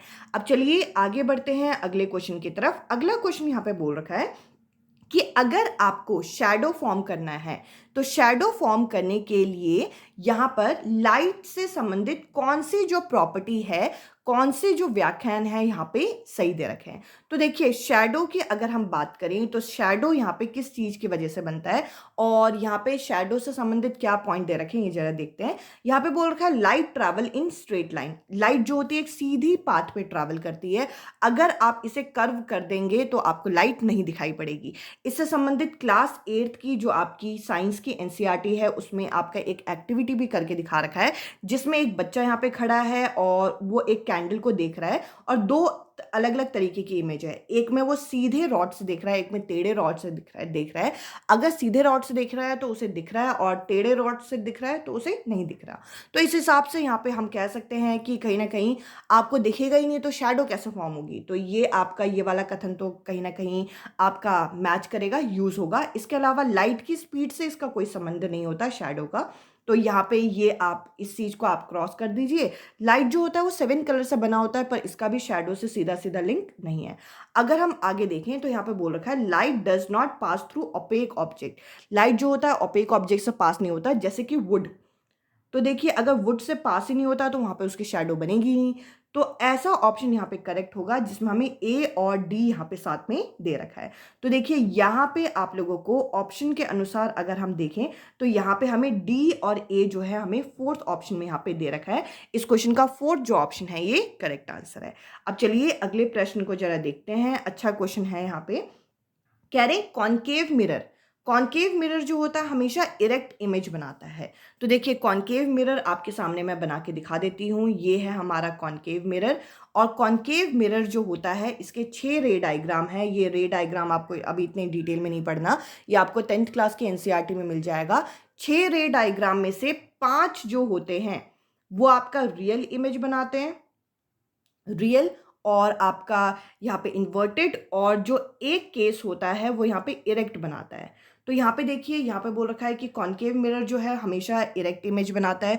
तो इरेक्ट नहीं बनाता है, ये वर्चुअल, ये इन्वर्टेड भी बनाता है, यानी कि सीधी नहीं, ये उल्टी इमेज भी बनाता है। तो ये पहला कथन यहाँ पे गलत हो जाएगा। इसके अलावा यहाँ पे बोल रखा है कॉनकेव मिरर इन्वर्टेड और इरेक्ट दोनों इमेज बनाता है, यानी कि सीधा और उल्टा प्रतिबिंब दोनों बनाता है, ये यहाँ पे सही है। इसके अलावा यहाँ पे अगले ऑप्शन बोल रखा है कि कॉन्वेक्स मिरर जो है हमेशा यहाँ पे क्या करता है, यहाँ पे इन्वर्टेड इमेज बनाता है। ऐसा नहीं है, कॉन्वेक्स मिरर आपका होता है ये जिसमें जो इमेज आपकी बनती है वो हमेशा सीधी बनती है, वो हमेशा सीधी बनती है, यानी कि इरेक्ट बनती है, यहाँ पे इन्वर्टेड नहीं बनती है। इसके अलावा अगर हम अगले ऑप्शन को देखें तो यहाँ पे बोल रखा है कॉन्वेक्स मिरर आपका इरेक्ट और इन्वर्टेड इमेज बनाती है। ये भी गलत है, क्योंकि देखिए आपको मैं यहाँ पे ये चीज़ क्लियर करती हूँ, कॉनकेव और यहाँ पर मैंने लिख दिया कॉन्वेक्स, ठीक है जी। कॉनकेव जो होता है वो आपका इन्वर्टेड भी बनाता है, और यह आपका इरेक्ट यानी कि सीधा और उल्टा दोनों तरीके के प्रतिबिंब बनाता है। बट ये जो कॉन्वेक्स मिरर होता है ये हमेशा आपका ये कैसा बनाता है, ये इरेक्ट यानी कि सीधी इमेज बनाता है। इस हिसाब से यहाँ पे एक ही कथन सही होगा जो कि हमें दूसरे ऑप्शन में दे रखा है। आई होप ये टॉपिक भी आपको क्लियर हुआ होगा। अब चलिए आगे बढ़ते हैं। अब हम आगे बढ़ते हैं और हीट और कोल्ड यानी कि हमारे थर्मामीटर क्या होते हैं, टेम्परेचर क्या होते हैं, और इनसे संबंधित हमारे जो इंपॉर्टेंट टॉपिक हैं उसको जरा हम कवर करते हैं। तो देखिए अगर मैं आपसे पूछूं कि टेम्परेचर क्या होता है, तो देखिए टेम्परेचर बताता है कि कोई भी सब्सटेंस, कोई भी जो वस्तु है वो कितनी गर्म है या फिर कितनी ठंडी है। इसको मापने के लिए हम यहाँ पे क्या करते हैं, यहाँ पे हमें बताता है मेजर ऑफ डिग्री। ये डिग्री में हमें बताता है कि कोई चीज़ कितनी गर्म है या फिर कोई चीज़ कितनी ठंडी है। इसके अलावा आप यहाँ पे देख सकते हैं, यहाँ पे बता रखा है जिस डिवाइस से, जिस उपकरण से हम ये मेजर करते हैं कि किसी सब्सटेंस का कितना टेम्परेचर है, उसको यहाँ पे थर्मामीटर के नाम से जानते हैं। तो देखिए हमारी जो एनसीईआरटी की किताब है उसमें हमें 2 टाइप के थर्मामीटर बता रखे हैं, क्लिनिकल थर्मामीटर और लेबोरेटरी थर्मामीटर। तो देखिए हमें ये पता होना चाहिए। तो देखिए यहाँ पे बता रखा है जो थर्मामीटर होते हैं वो 2 तरीके के होते हैं। जो क्लिनिकल थर्मामीटर होते हैं वो क्या करते हैं, वो हमारे शरीर का जो टेम्परेचर होता है, बॉडी टेम्परेचर को मापने के लिए प्रयोग किया जाता है। जबकि जो लेबोरेटरी थर्मामीटर होता है वो हमारा जो कॉमन चीज़ें होती हैं, जो आसपास की वस्तु होती हैं, वो कितनी गर्म है कितनी ठंडी है, इस चीज़ को मेज़र करने में मदद करता है। इसके अलावा यहाँ पे आप देख सकते हैं कि क्लिनिकल थर्मामीटर जो है, जो क्लिनिक में मिलता है, जो हमारे शरीर के तापमान को मेज़र करता है, वो किस तरीके से दिखता है यहाँ पे दिखा रखा है। इसके अलावा आप यहाँ पे देख सकते हैं, ये इंपॉर्टेंट है, इस चीज़ को आप यहाँ पे नोट डाउन कर लीजिएगा। अगर आपसे परीक्षा में पूछा जाए जो हमारा क्लिनिकल थर्मामीटर होता है इसका रेंज कितना होता है, इसका रेंज आपका 35 यानी कि 35 से 42 डिग्री सेल्सियस तक होता है। और जो हमारा लेबोरेटरी थर्मामीटर होता है ये -10 डिग्री से 110 डिग्री सेल्सियस तक जाता है। तो देखिए ये आपका किस यूनिट में मेज़र किया गया है, ये सेल्सियस में मेज़र किया गया है। इस चीज़ को अपनी नोटबुक में यहाँ पे नोट डाउन कर लीजिएगा। इसके अलावा अगर हम आगे बढ़ें तो यहाँ पे हम लोगों को हमारी शरीर का, हमारे बॉडी का भी नॉर्मल बॉडी टेम्परेचर यहाँ पे बता रखा है। ये कितना है आपका 37 डिग्री सेल्सियस। ये कुछ कॉमन चीज़ें हैं जो हमें पता होनी चाहिए। यहाँ पे बता रखा है कि हमारे अगर देखा जाए टेम्परेचर जो है वो 2 कॉमन स्केल में यहाँ पे मेज़र किए जाते हैं, आपके दो नहीं, तीन होते हैं वैसे, सेल्सियस, केल्विन और फ़ारेनहाइट। तो देखिए ये नाम आपको याद रखना है। इसके अलावा अगर हम आगे बढ़ें तो यहाँ पे कुछ प्रिकॉशन बता रखे हैं। जो क्लिनिकल थर्मामीटर हमारे यूज़ होते हैं उसे हमें यहाँ पे किस तरीके से यूज़ करना चाहिए। तो देखिए यहाँ पे प्रिकॉशन जब हम इसे यूज़ करें तो हमें कैसे यूज़ करना है।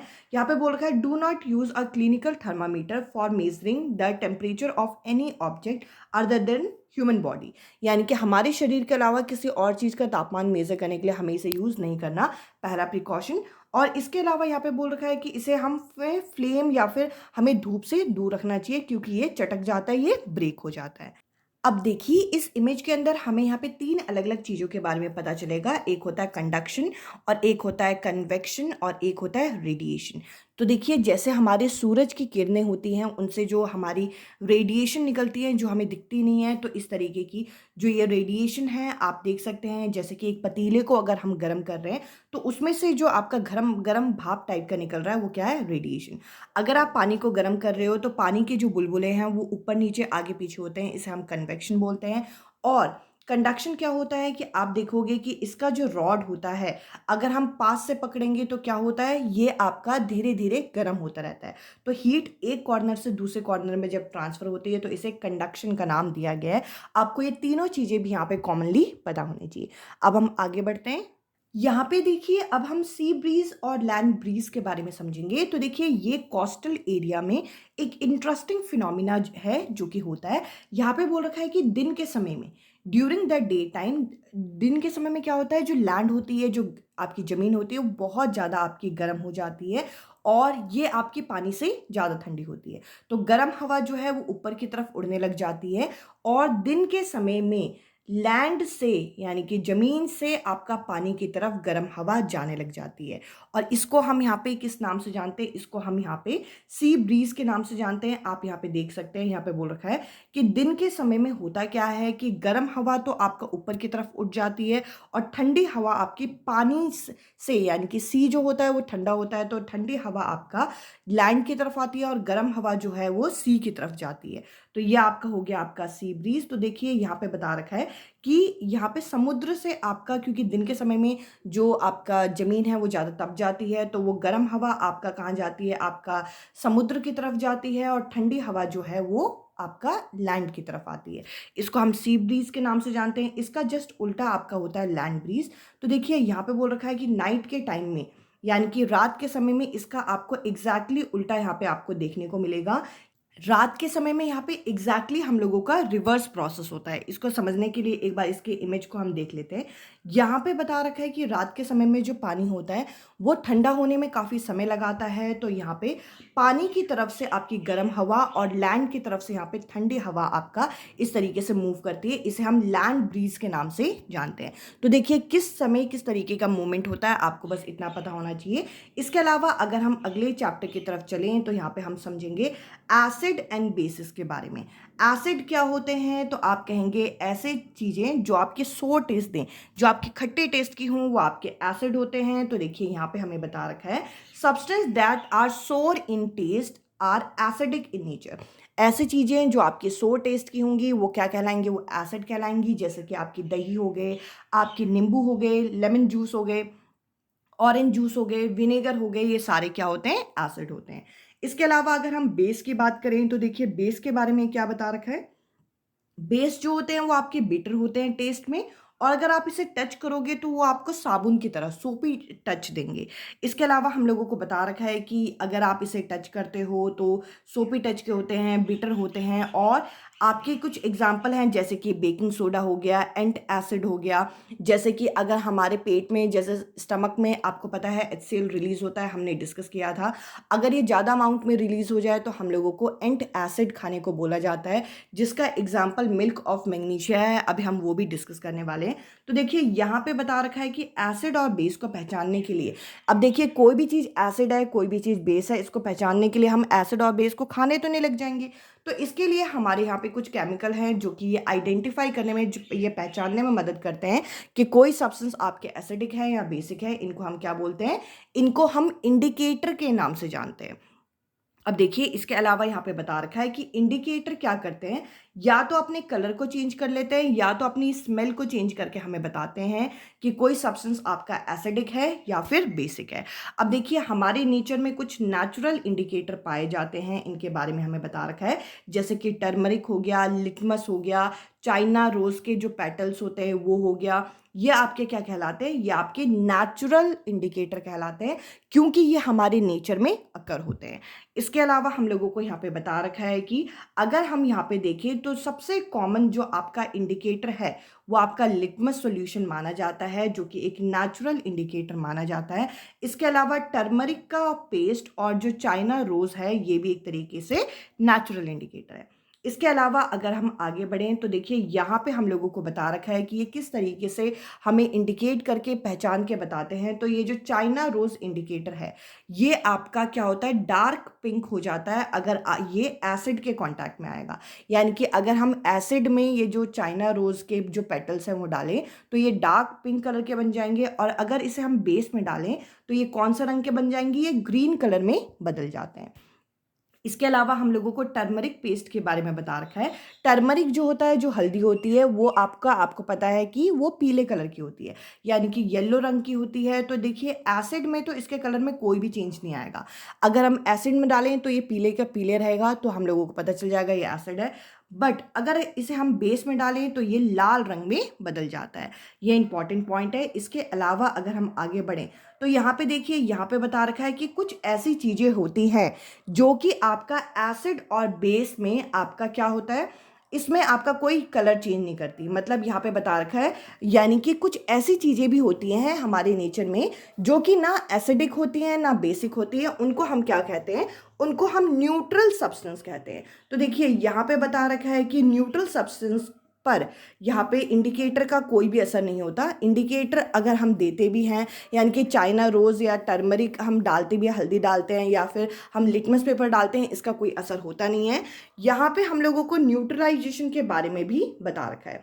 तो देखिए यहाँ पे न्यूट्रलाइजेशन करके दिखा रखा है। अब देखिए यहाँ पे बोल रखा है कि अगर हम यहाँ पे बेस और एसिड दोनों चीज़ें साथ में डालें तो देखिए यहाँ पे कलर के चेंज होने की बात बता रखी है। इसको हम रिएक्शन से ज़रा देखेंगे तो देखिए यहाँ पे हमें बता रखा है कि अगर हम कभी भी एसिड और बेस को साथ में मिक्स कर दें तो वो एक दूसरे के इफेक्ट को ख़त्म कर देती है, और एक दूसरे के इफेक्ट को ख़त्म कर देते हैं और क्या बनाते हैं, सॉल्ट और वाटर यहाँ पे बनाते हैं। इस प्रोसेस को क्या कहते हैं, इस प्रोसेस को न्यूट्रलाइजेशन रिएक्शन कहते हैं। और इनके सारे क्वेश्चन जो है इन सभी टॉपिक के मैं इसके एंड में आपके साथ डिस्कस करूंगी। अब देखिए ये हमारे पेपर में पहले भी पूछा गया है कि ये जो एंड स्ट्रिंग होता है, यानी कि कोई चींटी वगैरह हमें काट ले तो हमारे उस जगह पे लाल लाल निशान हो जाते हैं, हमें खुजली होती है, और उसमें एंट के जो हमारे जो चींटियाँ होती है उसके डंक में क्या होता है, उसके डंक में फॉर्मिक एसिड होता है जिसको हम मेथनॉइक एसिड भी बोलते हैं। और कई बारी अगर ये हमें काट ले तो हम लोगों को करना क्या चाहिए, इसके इफेक्ट को ख़त्म करने के लिए हमें या तो बेकिंग सोडा लगाना चाहिए जो कि सोडियम हाइड्रोजन कार्बोनेट होता है, NaHCO3 जिसका फॉर्मूला होता है, या फिर हम कैलेमाइन सॉल्यूशन भी लगा सकते हैं जिसके अंदर जिंक कार्बोनेट पाया जाता है। तो देखिए आपके पेपर में ये पहले पूछा गया है कि एंट अगर काट ले तो हम उसमें कौन सा एसिड पाया जाता है, तो यहाँ पे आंसर होगा फॉर्मिक एसिड। इसके अलावा मिल्क ऑफ मैग्नीशिया के बारे में भी यहाँ पे बता रखा है। कई बारी हमें इनडाइजेशन हो जाता है, जैसे खाना जो है वो पचता नहीं है, तो ऐसे में हम लोगों को क्या करना चाहिए, ऐसे में हमें हमारे स्टमक में पता है कि हमें एसिड रिलीज होता है, उस एसिड को न्यूट्रलाइज करने के लिए हमें मिल्क ऑफ मैग्नीशिया यानी कि मैग्नीशियम हाइड्रोक्साइड देना चाहिए, जिससे क्या होगा, जो एक्स्ट्रा एसिड होगा वो यहाँ पे न्यूट्रलाइज हो जाता है। इसके अलावा अगर आपने सीटेट के प्रीवियस ईयर पेपर देखे होंगे तो आपको ये पेंडुलम वाला क्वेश्चन जरूर दिखा होगा। कह रहे हैं कि एक पेंडुलम है जो कि 32 सेकेंड्स में अपने 20 ऑसिलेशन कंप्लीट कर लेता है, तो इसका टाइम पीरियड हम लोगों को यहाँ पे बताना है। तो देखिए यहाँ पे अगर मैं आपसे पूछूं कि नंबर ऑफ ऑसिलेशन कितने हैं, यानी कि कितने बारी वो इस तरीके से पेंडुलम आपका घूम रहा है, तो आप कहेंगे आपका 20 बारी, और टाइम उसे कितना लग रहा है, इसे 32 सेकेंड्स लग रहा है। तो टाइम पीरियड अगर आपको निकालना है तो कितने समय में उसने ऑसिलेशन किया, इसको आप भाग कर देंगे किससे, नंबर ऑफ ऑसिलेशन कितने हैं, 20, तो यहाँ पे 3.6 सेकेंड इस तरीके से आ जाएगा। तो इस टाइप के क्वेश्चन भी आपको तैयार करने हैं। यहाँ पे हमें स्पीड ऑफ ट्रेन से संबंधित क्वेश्चन भी पूछा जाता है। जैसे कि यहाँ पे बोल रखा है कि अगर दो आपके स्टेशन के बीच में जो डिस्टेंस है, जो दूरी है, वो 420 किलोमीटर की है और जो ट्रेन है वो 4 घंटे लगा रहा है एक स्टेशन से दूसरे स्टेशन में आने में, तो यहाँ पे हमें पूछा गया है कि ट्रेन की स्पीड क्या होगी। तो आसान सा फॉर्मूला होता है हमारा, speed equals to distance upon time. तो देखिए दो स्टेशन के बीच में दूरी कितनी है आपकी, 240 किलोमीटर, और टाइम कितना है आपका, 4 घंटे। तो स्पीड आपको ज्ञात करनी है, डिस्टेंस को, दूरी को आप समय से आप भाग कर दीजिए, इन दोनों को भाग करेंगे तो 60 किलोमीटर पर हार यानी कि 60 किलोमीटर पर हार आपका आंसर आ जाएगा। इसके अलावा देखिए क्रॉप से संबंधित भी कई बार क्वेश्चन पूछे जाते हैं। तो यहाँ पे हमें बता रखा है कि हम बहुत सारे प्लांट अगर एक साथ उगाएं, वो भी लार्ज स्केल में, तो इसको हम खेती यानी कि क्रॉप के नाम से जानते हैं। अब देखिए हमारे यहाँ क्रॉप जो है वो दो मेन तरीके की होती है। एक होती है खरीफ। खरीफ क्रॉप जो होती है वो रेनी सीजन में उगाई जाती है, जो कि जून से लेकर सितंबर तक का महीना होता है। जैसे कि सोयाबीन हो गया, पैडी हो गया, मेज हो गया, ये कुछ इसके उदाहरण हैं। इसके अलावा अगर हम आगे बढ़ें तो देखिए यहाँ पे राबी क्रॉप के बारे में भी बता रखा है। राबी क्रॉप जो है ये कब उगाई जाती है, ये आपकी विंटर सीजन में उगाई जाती है, जो कि अक्टूबर से लेकर मार्च तक के बीच का महीना होता है। और इसमें जो आपके क्रॉप उगाए जाते हैं वो वीट, ग्राम और पी, ये कुछ उदाहरण हैं। अब चलिए आगे बढ़ते हैं और यहाँ पे बता रखा है कि अगर हमें क्रॉप उगाना है तो हमें कौन कौन से स्टेप को यहाँ पे फॉलो करना होगा, ये स्टेप्स आपको पता होना चाहिए। सबसे पहले हमें सॉइल को यानी कि मिट्टी को तैयार कर लेना है। इसके बाद हमें यहाँ पे सोइंग करनी है, यानी कि बीज को हमें मिट्टी में डालना है। इसके बाद हमें खाद यानी कि मैन्योर और फर्टिलाइजर डालने होते हैं। फिर हमें क्या करनी होती है, सिंचाई यानी कि इरिगेशन करनी होती है। इसके बाद हमें अपनी खेती को वीड्स यानी कि अनवांटेड प्लांट से हमें बचाना होता है। ये 5 स्टेप हो गए। इसके बाद हम यहाँ पे हार्वेस्ट करते हैं, यानी कि जो हमने खेती उगाई है उसको हम काटते हैं और उसके बाद हम स्टोर करते हैं। तो देखिए ये 7 अलग अलग स्टेप है जो हमें यहाँ पे फॉलो करने होते हैं। इसके अलावा अगर हम आगे बढ़ें तो यहाँ पे हमें रेस्पिरेशन के बारे में बता रखा है।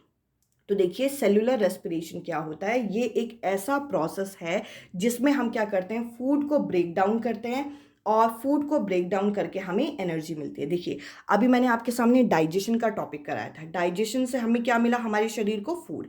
अब उस फूड, ये जो फूड है ये हमारे ऑक्सीजन के संपर्क में जब आएगा, ऑक्सीजन जो हमने सांस लेते हुए इनहेल किया, इन दोनों के संपर्क में जब आएगा, ये दोनों आपका क्या बनाते हैं, ये दोनों एनर्जी आपका रिलीज करते हैं और साथ में CO2 रिलीज करते हैं, जो कि हम यहाँ पे रिलीज कर देते हैं। कहानी ये है, ये सारे प्रोसेस एक दूसरे की मदद करते हैं। आपने खाना जब खाया तो फूड आपकी बॉडी में गया, सांस ली तो आपने ऑक्सीजन को इनटेक किया। फूड और ऑक्सीजन मिलके क्या बनाएंगे, एक तो एनर्जी को रिलीज करेंगे और एक यहाँ पे CO2 रिलीज करते हैं। अब देखिए CO2 जो ये रिलीज किया जाता है ये हमारी बॉडी से बाहर भेज दिया जाता है और इस तरीके से ये प्रोसेस एक दूसरे को मदद करते हैं। और क्योंकि यहाँ पे क्या होता है, यहाँ पे ये चीज़ें सारी सेल के अंदर होती हैं, तो इसे सेलुलर रेस्पिरेशन भी बोलते हैं। इसके अलावा अगर हम आगे देखें तो देखिए यहाँ पे हम लोगों को टाइप ऑफ रेस्पिरेशन बता रखा है। 2 टाइप का रेस्पिरेशन होता है, एक एरोबिक रेस्पिरेशन, एक एनारोबिक रेस्पिरेशन। एरोबिक रेस्पिरेशन तब होता है जब आपका जो ये फूड है इसका जो ब्रेक डाउन होता है, ये इसका ब्रेक डाउन अगर ऑक्सीजन की प्रेजेंस में हो तो आपका एरोबिक रेस्पिरेशन कहलाता है। और इसमें क्या चीज़ें बनती है, इसमें CO2 बनता है, जो अभी मैंने आपको बताया था। और यहाँ पे ये कह रहे हैं कि ये सभी ऑर्गेनिज्म के अंदर देखा जाता है। और यहाँ पे बता रखा है प्रोडक्ट क्या क्या बनता है, एक आपका कार्बन डाइऑक्साइड, एक आपका वाटर और एक आपका एनर्जी। यहीं से आपके शरीर को एनर्जी मिलती है। इसके अलावा अगर इसकी रिएक्शन देखें तो देखिए खाने में से हमें क्या मिला था, ग्लूकोज मिला था। जब ये ग्लूकोज आपका ऑक्सीजन के संपर्क में आएगा तो एरोबिक रेस्पिरेशन होगा। इसमें क्या बनेगा, एक CO2, एक वाटर और एक एनर्जी आपका ये बन जाएगा। अब चलिए आगे बढ़ते हैं। आगे अब हम देखते हैं एनारोबिक रेस्पिरेशन के बारे में। तो देखिए एनारोबिक रेस्पिरेशन के बारे में बता रखा है कि अगर कभी कभार हमारा जो फूड का ब्रेक डाउन है वो एब्सेंस ऑफ ऑक्सीजन में हो। अब देखिए ये कहाँ कहाँ होता है, ये एक तो यीस्ट में देखा जाता है, बैक्टीरिया में, और ह्यूमन बीइंग के मसल सेल में। जैसे कि कभी कभार हम भाग रहे होते हैं तो हम सांस नहीं ले पाते, तब हमारे शरीर में लैक्टिक एसिड प्रोड्यूस होता है, जिसकी वजह से हमें पेन होता है और हमें दर्द महसूस होता है। अब आगे बढ़ते हैं। आगे अब देखिए यहाँ पे हम लोगों को कुछ रिएक्शन ये बता रखी है। जैसे कि यीस्ट में कैसे होता है। अब देखिए यीस्ट में क्या होता है कि यीस्ट के अंदर आपका एनारोबिक रेस्पिरेशन होता है, और ग्लूकोज को अगर हमें ऑक्सीजन ना मिले तो यहाँ पे ये देखिए ग्लूकोज को जब ऑक्सीजन मिलता है तो ये तो आपका हो गया एक, यहाँ पे CO2 बनाता है और अल्कोहल प्रोडक्शन यहाँ पे होगा, तो इस चीज़ को आप यहाँ पे ठीक कर लीजिएगा।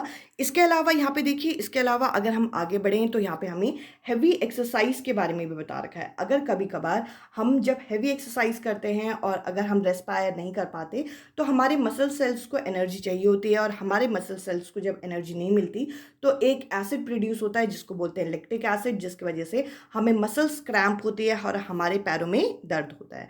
तो देखिए इसके बारे में यहाँ पे रिएक्शन दे रखी है कि ग्लूकोज, और अगर इसे ऑक्सीजन ना मिले तो हमारे शरीर में लैक्टिक एसिड ये बनता है। साथ ही साथ जब हम सांस लेते हैं तो इन्हें हम इनहेलेशन कहते हैं। और देखिए यहाँ पे बता रखा है जो डायफ्राम होता है वो नीचे की तरफ चले जाता है, और जो रिब्स होता है वो ऊपर की तरफ आ जाते हैं। तो देखिए इस तरीके का हमें यहाँ पे ये डायग्राम दे रखा है, आप इस डायग्राम को देख सकते हैं। ये हमारे होते हैं डायफ्राम जो कि नीचे की तरफ आ जाते हैं, और रिब्स जो होते हैं वो बाहर की तरफ आ जाते हैं। या आप सांस लेके सांस छोड़ के इस चीज़ को ये चीज़ देख सकते हैं। और एक्सहेलेशन में बस इसका उल्टा होता है कि डायफ्राम जो होता है ऊपर की तरफ आ जाता है, फॉर्मल पोजीशन में आ जाता है, और जो रिब्स होते हैं वो अंदर की तरफ चले जाते हैं, इनवर्ट चले जाते हैं। तो देखिए इसके अलावा अगर हम देखें तो अब हम समझेंगे मेटल एंड नॉन मेटल के बारे में। तो आप देख सकते हैं बहुत सारे टॉपिक यहाँ पे कवर हो रहे हैं। इस वीडियो में अंत तक बने रहिए, आपको बहुत ज़्यादा मदद मिलेगी।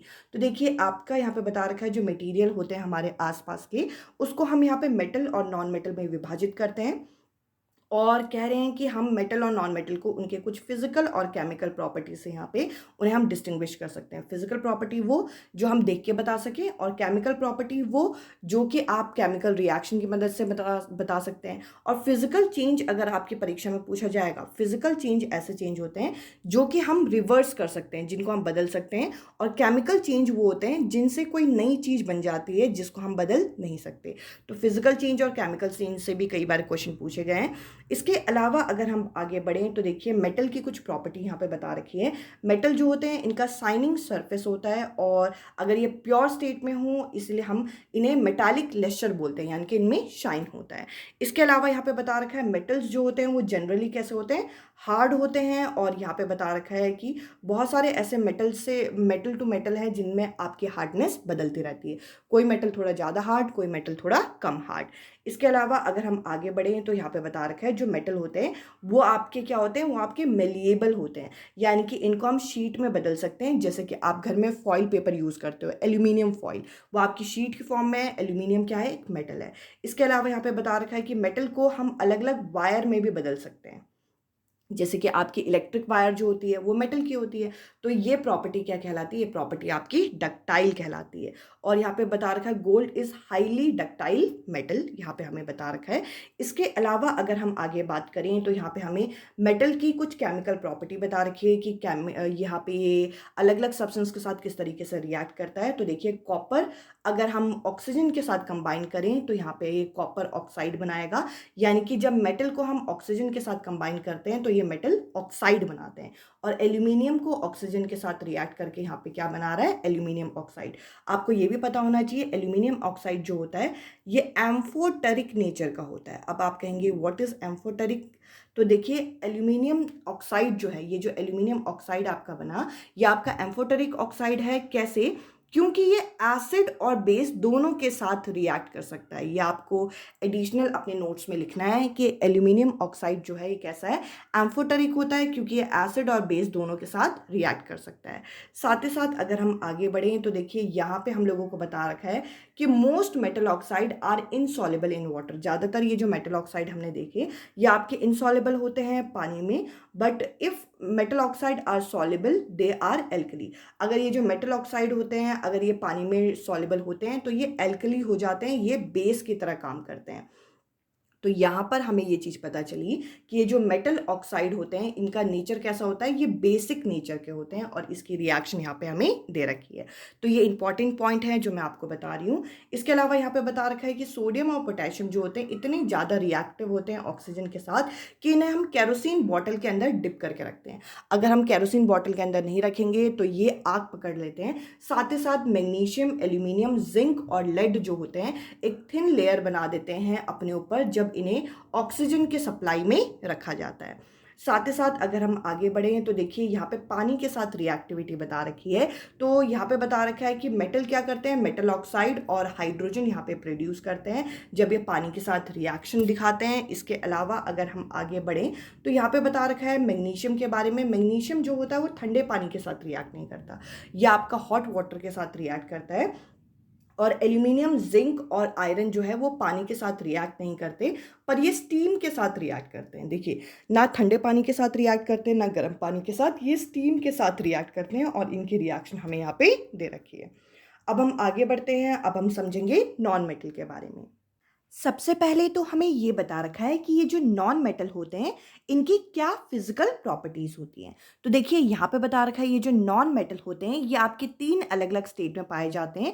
ये आपके सॉलिड, लिक्विड और गैस तीनों स्टेट पे आपके रूम टेम्परेचर पे ये मिल जाएंगे।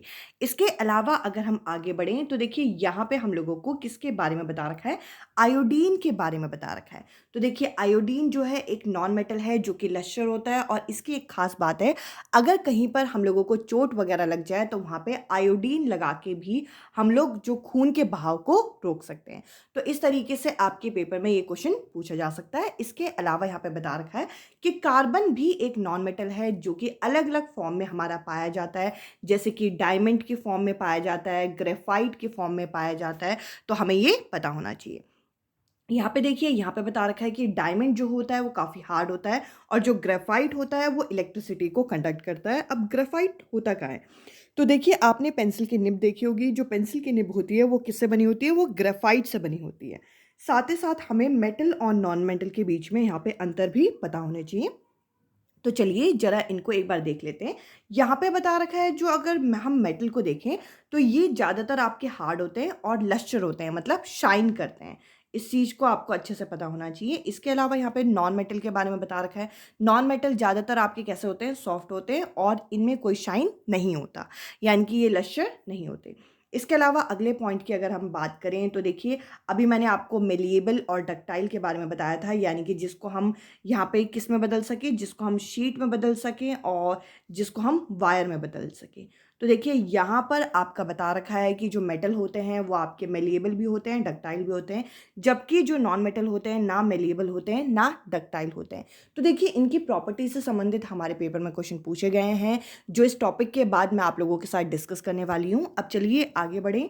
आगे देखिए आगे यहाँ पे बता रखा है कि जो मेटल होते हैं वो सोनरस होते हैं। सोनरस क्या होता है कि अगर इसे किसी भी भारी चीज़ से अगर मारा जाए तो ये आपका रिंगिंग साउंड प्रोड्यूस करते हैं। तो देखिए हमारे फ़ोन के अंदर भी आपका मेटल होता है, हमारी जो डोर बेल होती है उसमें भी आपका मेटल होता है, इसकी वजह से वो घंटी का काम करती है। जबकि नॉन मेटल जो होते हैं वो सोनरस नहीं होते। इसके अलावा अगर हम आगे बढ़ें तो जो मेटल होते हैं वो गुड कंडक्टर होते हैं हीट एंड इलेक्ट्रिसिटी के, जबकि जो नॉन मेटल होते हैं वो आपके पुअर कंडक्टर होते हैं हीट एंड इलेक्ट्रिसिटी के।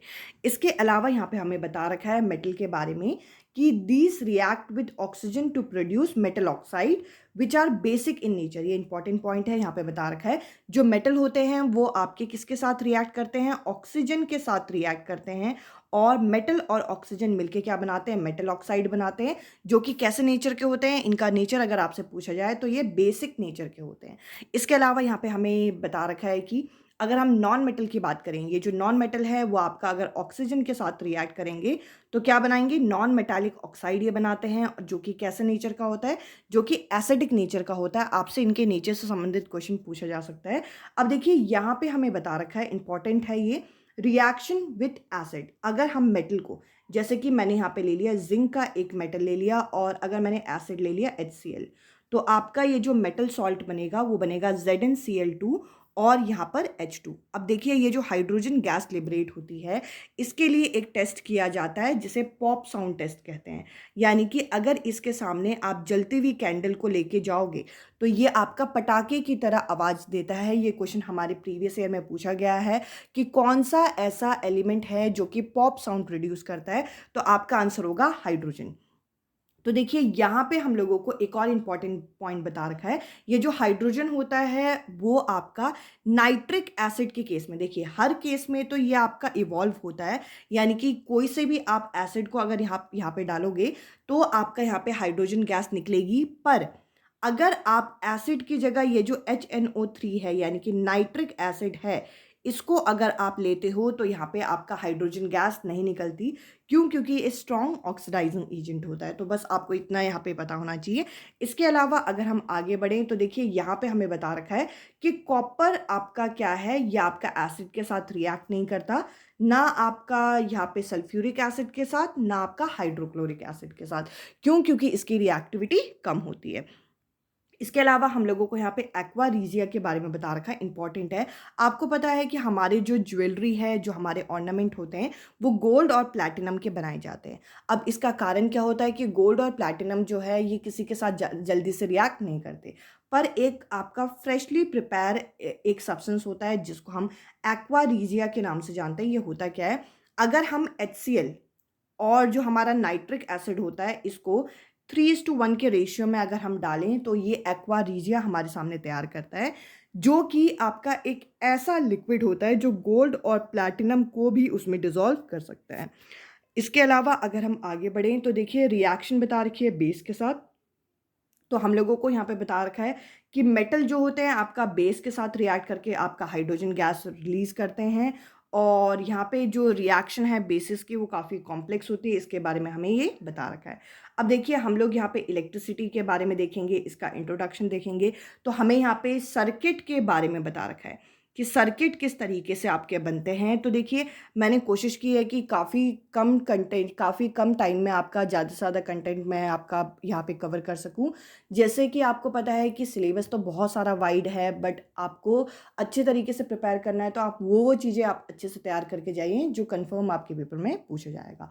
तो देखिए यहाँ पे एक बैटरी है, यह आपकी हो गई बैटरी। यह आपका यहाँ पे एक तरीके से कनेक्टर मान के चलिए, और इनके साथ अगर एक बल्ब लगाया जाए तो ये बल्ब आपका ग्लो हो जाएगा। क्यों? क्योंकि ये एक आपका क्लोज सर्किट है। तो देखिए इस तरीके से आपका यहाँ पे हम लोगों को बता रखा है कि ऐसे मटेरियल, जैसे कि अभी हमने वो यहाँ पे देखा था वो जो प्लास्ट लिया हुआ था, ऐसे मटेरियल जो कि इलेक्ट्रिक करंट को अपने अंदर से पास होने देते हैं उनको हम क्या कहते हैं? गुड कंडक्टर ऑफ इलेक्ट्रिसिटी कहते हैं। तो देखिए गुड कंडक्टर और पुअर कंडक्टर से ये चैप्टर यहाँ पे शुरू होता है। और कुछ ऐसी चीज़ें होती हैं, जैसे अब आप देखिए इस जगह से जब इसे बांधा गया था तो बल्ब ग्लो हुआ था, पर जब इस जगह से यानी कि जहाँ पे आपका प्लास्टिक है या फिर आप कह लीजिए जहाँ पे आपका वुड है, उस जगह से अगर इसे यहाँ पे तार को बांधा जाए तो ये बल्ब जो होगा वो आपका ग्लो नहीं करेगा। तो आपकी इस तरीके से हमारे दो अलग अलग चीज़ें तैयार हो जाती हैं, गुड कंडक्टर और पुअर कंडक्टर। तो देखिए यहाँ पे बता रखा है ऐसे कुछ मटेरियल होते हैं जो कि अपने अंदर में से इलेक्ट्रिसिटी पास होने नहीं देते, तो वो आपके क्या हो जाएंगे? वो आपके पुअर कंडक्टर हो जाएंगे। इसके अलावा आप यहाँ पे देख सकते हैं गुड कंडक्टर और पुअर कंडक्टर को यहाँ पे टेबल में आपका डिवाइड किया गया है। ये क्वेश्चन भी आपका प्रीवियस ईयर पूछा गया है, अभी मैं आपके साथ डिस्कस करूंगी। जो गुड कंडक्टर हैं इसमें आपका लेमन जूस आ जाएगा, विनेगर यानी कि सिरका आ जाएगा। इसके अलावा आपका एसिड और बेस के सॉल्यूशन आ जाएंगे, और जो आपके सॉल्टी वाटर होता है जैसे कि टैप वाटर हो गया, सी वाटर हो गया, ये कुछ एग्जाम्पल आपके हैं गुड कंडक्टर के, यानी कि जो इलेक्ट्रिसिटी पास करने देते हैं। और कुछ ऐसे एग्जाम्पल होते हैं जो कि कुछ ऐसी चीज़ें होती हैं जो कि आपके पुअर कंडक्टर होती है, जिनमें से आपका इलेक्ट्रिक करंट पास नहीं होता। उनमें से एक है आपका यहाँ पे कोल तार। इसके अलावा जो डिस्टिल वाटर होता है जिसमें कोई भी आयंस नहीं होते। तो कई बार क्वेश्चन पूछा जाता है कि डिस्टिल वाटर जो है आपका इलेक्ट्रिसिटी कंडक्ट नहीं करता, क्यों नहीं करता? तो आप बोलोगे ये पुअर कंडक्टर है। क्या है ये? पुअर कंडक्टर है आपका इलेक्ट्रिसिटी का। इसके अलावा अगला है हनी, अगला है वेजिटेबल ऑयल, इसके अलावा कैरोसिन, ये आपके पुअर कंडक्टर कहलाते हैं। इसके अलावा अगर आप यहाँ पे देखें तो यहाँ पे आपका इलेक्ट्रिसिटी किस तरीके से, इलेक्ट्रिक करंट किस तरीके से पास किया गया है, इसके लिए आपका पूरा एक सर्किट बनाया गया है, इसको आप देख सकते हैं। साथ ही साथ आप यहाँ पे देखें तो यहाँ पे हम लोगों को आगे यहाँ पे किसके बारे में बता रखा है? Magnetic effect.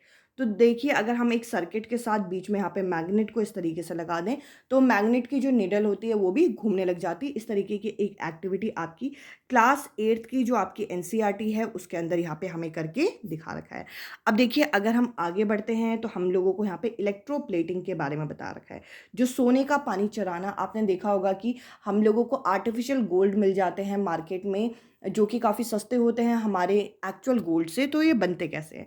तो देखिए यहाँ पे हम लोगों को बता रखा है कि हम लोग इस तरीके से जैसे कि कॉपर प्लेट 2 यहाँ पे लगाते हैं और इसके बाद हम क्या करते हैं, एक जगह से निकल के दूसरी जगह वो डिपॉजिट होता है, इस तरीके की एक एक्टिविटी है। तो देखिए यहाँ पे हमें बता रखा है कि इलेक्ट्रोप्लेटिंग क्या है। इलेक्ट्रोप्लेटिंग एक ऐसा प्रोसेस होता है जिसमें हम एक मेटल को इलेक्ट्रिक करंट की मदद से किसी और में कोट कर देते हैं और इस तरीके से इलेक्ट्रोप्लेटिंग यहाँ पे हो जाती है। और ये जो पिक्चर है ऊपर आपका, वहाँ पे कॉपर को यहाँ पे इलेक्ट्रोप्लेटिंग करके दिखा रखा है। साथ ही साथ इलेक्ट्रोप्लेटिंग जो है आपका यहाँ पे बता रखा है कि ये आपका एक तरीके से शाइनी और फुल प्रूफ मटेरियल में आपका यूज़ होता है। और ये ऐसे मेटल जो कि आपके सस्ते मिलते हैं, मतलब जैसे कि मान के चलिए कि अब जैसे मैंने कहा गोल्ड का एग्जांपल, तो गोल्ड में हम करते क्या हैं कि आर्टिफिशियल तरीके से चीज़ें लगा देते हैं, तो ये आपके चीपर मेटल होते हैं, या आपके एक्चुअल मेटल नहीं होते। इसके अलावा जैसे कि मैंने कहा था कि मैं आपके साथ क्वेश्चन यहाँ पे डिस्कस करूँगी, तो चलिए ज़रा क्वेश्चन को देखते हैं। यहाँ पे देखिए आपके जो क्वेश्चन पूछे गए हैं उनको मैंने कवर करने की कोशिश की है। तो देखिए यहाँ पे बोल रखा है कि एक सिंपल पेंडुलम है जिसकी फ्रीक्वेंसी कितनी है, जिसकी फ्रीक्वेंसी आपकी 2 हर्ट्ज यहाँ पे दे रखी है।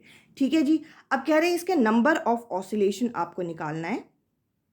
नंबर ऑफ ऑसिलेशन यानी कि कितने बारी ये आगे पीछे हुआ है, ये आपको निकालना है। और इसमें ये बता रखा है कि अगर इसको टाइम लगा होगा कितना, 16 सेकेंड्स का। तो नंबर ऑफ ऑसिलेशन निकालने के लिए हम फ्रीक्वेंसी और टाइम टेकन को मल्टीप्लाई कर देंगे। तो 2 इंटू 16 कितना हो जाएगा, 32, जो कि इसका यहाँ पे जो है करेक्ट आंसर है। इस क्वेश्चन का जो करेक्ट आंसर है वो है यहाँ पे 32। ऐसे आपके क्वेश्चन यहाँ पे पूछे जाते हैं साइंस के सेक्शन में। इसके अलावा देखिए यहाँ पे बोल रखा है which one of the following metal burn if kept in air, यानी कि इनमें से कौन सा एक ऐसा मेटल है जिसको अगर हम हवा में रखेंगे तो वो क्या करने लग जाएगा, जलने लग जाएगा। मैंने आपको सोडियम और पोटेशियम के बारे में बताया था। सोडियम और पोटेशियम ऐसे मेटल होते हैं जिनको केरोसिन बॉटल के अंदर रखा जाता है। क्यों रखा जाता है, क्योंकि अगर इन्हें हवा में छोड़ दिया जाए तो ये जल्दी आग पकड़ लेते हैं। तो यहाँ पे जो करेक्ट आंसर है वो है पहला ऑप्शन। अब चलिए अगले जरा क्वेश्चन को देखते हैं। देखिए यहाँ पे बोल रखा है which one of the following gases burn with pop sound. अभी अभी हमने किया कि जब आपका मेटल यानी कि जिंक जो है आपका, जब HCl के साथ, यानी कि जैसे कि मेटल हो गया ये और HCl हो गया आपका एसिड, हाँ जी, ये दोनों जब रिएक्ट करेंगे तो ZnCl2 बनेगा। मैंने बैलेंस इक्वेशन नहीं लिखी है। और यहाँ पे आपका हाइड्रोजन गैस रिलीज होता है। ये जो हाइड्रोजन गैस है ये आपका कैसी आवाज़ निकालता है, ये पॉप साउंड, पटाखे की तरह आवाज़ निकालता है। इस हिसाब से इस क्वेश्चन का जो करेक्ट आंसर है वो यहाँ पे सेकेंड ऑप्शन। अब चलिए आगे बढ़ते हैं अगले क्वेश्चन की तरफ। यहाँ पे बोल रखा है कि सारिका ने क्या किया, डिस्टिल वाटर लिया। ठीक है जी। अभी हमने यहाँ पे गुड कंडक्टर बैड कंडक्टर भी देखे थे। डिस्टिल वाटर लिया और एक बॉटल में उसे यहाँ पे उसने बॉटल से उसने क्या किया, उससे इलेक्ट्रिसिटी कंडक्ट करने की कोशिश की। तो देखिए इलेक्ट्रिसिटी कंडक्ट होगी या नहीं होगी, तो ये यहाँ पे क्या करने की कोशिश कर रही है, यहाँ पे ये पता करने की कोशिश कर रही है कि ये चीज़ आपकी गुड कंडक्टर है या पुअर कंडक्टर है। और इसे यहाँ पे पता चलेगा कि जो डिस्टिल वाटर है ये आपका पुअर कंडक्टर होता है इलेक्ट्रिसिटी का। इस क्वेश्चन का तीसरा जो ऑप्शन है ये करेक्ट आंसर है। अब चलिए अगले क्वेश्चन को जरा डिस्कस करें। अगले क्वेश्चन में हमें दे रखा है which of the following statement is true, इनमें से कौन सा कथन सत्य है।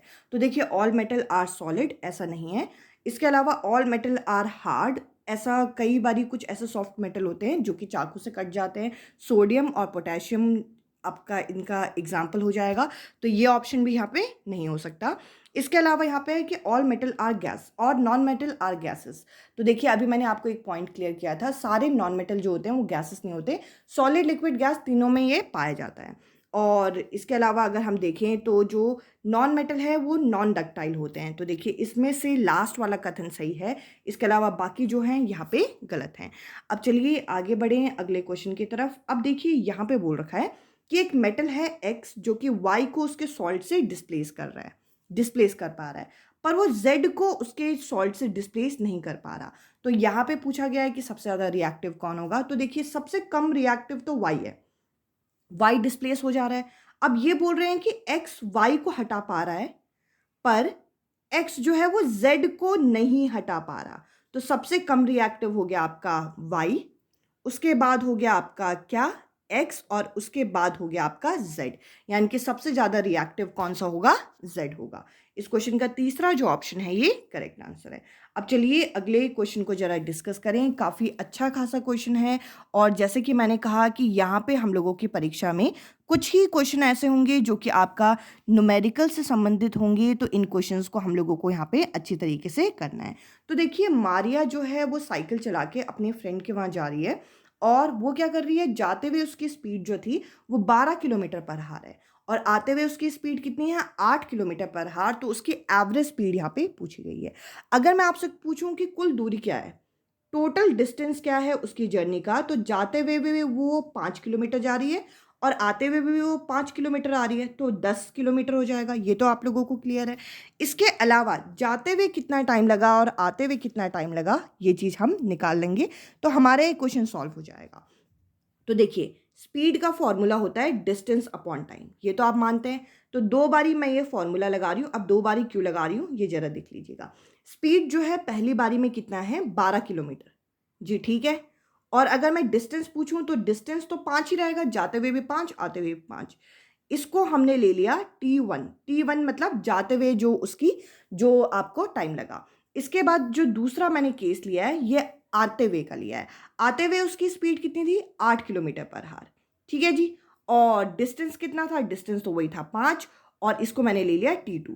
तो देखिए T1 कितना आ जाएगा? T1 आ जाएगा आपका, इसको यहाँ कर दीजिए, इसको यहाँ कर दीजिए, तो 5/12 मतलब 5/12 ये आ गया आपका। इसके अलावा T2 कितना आ जाएगा? ये आप यहाँ पर इसको भी शिफ्ट कर दीजिए, तो 5/8। आई होप इतना तो आप लोगों को ये क्लियर हो गया होगा। तो देखिए एवरेज स्पीड निकालने का जो फॉर्मूला होता है, जो सूत्र होता है, वो क्या होता है, बस उस चीज को समझ लीजिए। एवरेज स्पीड निकालने का फॉर्मूला होता है टोटल डिस्टेंस, ठीक है जी, बाई टोटल टाइम। हाँ जी, टोटल डिस्टेंस इसको कितना लगा? जाते हुए 5 आते हुए 5, तो ये हो जाएगा 10। टोटल टाइम कितना लगा? T1 कितना था? तो आप कहेंगे T1 यहाँ पे था 5/12 और T2 कितना था भाई? T2 था 5/8। तो आप यहाँ पर इस चीज़ को 5/12 प्लस 5/8 आप इसको जब यहाँ पे सॉल्व करेंगे तो आपका ये जो करेक्ट आंसर आएगा ये आएगा 9.6। अब आप कहेंगे इस चीज़ को हम कैसे सॉल्व करें? तो देखिए 5/12 और 5/8 का आप अलग से एलसीएम लेके इस पार्ट को यहाँ पे सॉल्व करेंगे तो 25/24 यहाँ पे आ जाएगा। एलसीएम लेके इस चीज़ को यहाँ पे सॉल्व कर लीजिएगा। एवरेज स्पीड जो निकालना था उसका फॉर्मूला था टोटल डिस्टेंस। टोटल डिस्टेंस कितना था भाई? 10 था, ये तो पता है। अब टोटल टाइम कितना है? यह है 25/24 यानी कि 25/24, तो 10 तो ऊपर रहेगा। ये जो नीचे वाला फ्रैक्शन है ऊपर जाके आपका उल्टा हो जाएगा, तो आपका यहाँ पे क्या आ जाएगा? यहाँ पे 24 और यहाँ पे आ जाएगा 25। तो देखिए ये दोनों के दोनों 5 की टेबल से काटते हैं। 5 2 ज़ा 10, 5 5 ज़ा, तो इस हिसाब से ऊपर कितना आ जाएगा, नीचे उस हिसाब से यहाँ पे आपका ऊपर आ गया आपका 24 और 2। 24 और 2 कितना होता है आपका? 48/5। 48/5 इसको आप डिवाइड कर लीजिएगा। 9.6 इस क्वेश्चन का करेक्ट आंसर है। तो देखिए इस तरीके के क्वेश्चन पूछे गए हैं। अब देखिए यहाँ पे बोल रखा है कि नमन एक लड़का है जो कि प्लास्टिक की बॉटल और एक वुडन स्पून और एक मेटालिक स्पून को एक क्लोज कमरे के अंदर रख रहा है, यानी कि 3 चीज़ों को, एक प्लास्टिक की बॉटल को और एक वुडन स्पून को और एक मेटालिक स्पून को, लकड़ी की एक चम्मच को और एक मेटल की चम्मच को, एक प्लास्टिक की बॉटल को उसने एक कमरे में रख दिया और कमरे का टेम्परेचर क्या था? 30 डिग्री सेल्सियस। और उसके बाद उसने देखा कि मॉर्निंग में उठ के तीनों के टेम्परेचर को वो नाप रहा है, तो तीनों के टेम्परेचर किस तरीके से रहे होंगे। देखिए तीनों चीज़ों को एक ही कमरे में रखा गया तो तीनों का टेम्परेचर जो है वो बराबर हो जाता है। ऑब्जेक्ट जो एक जगह पे रखी जाती हैं वो आपस में जो टेम्परेचर है वो शेयर करके वो इक्वल टेम्परेचर रहेगा। इस क्वेश्चन का पहला जो ऑप्शन है ये करेक्ट आंसर है। अच्छा क्वेश्चन था, इंटरेस्टिंग क्वेश्चन।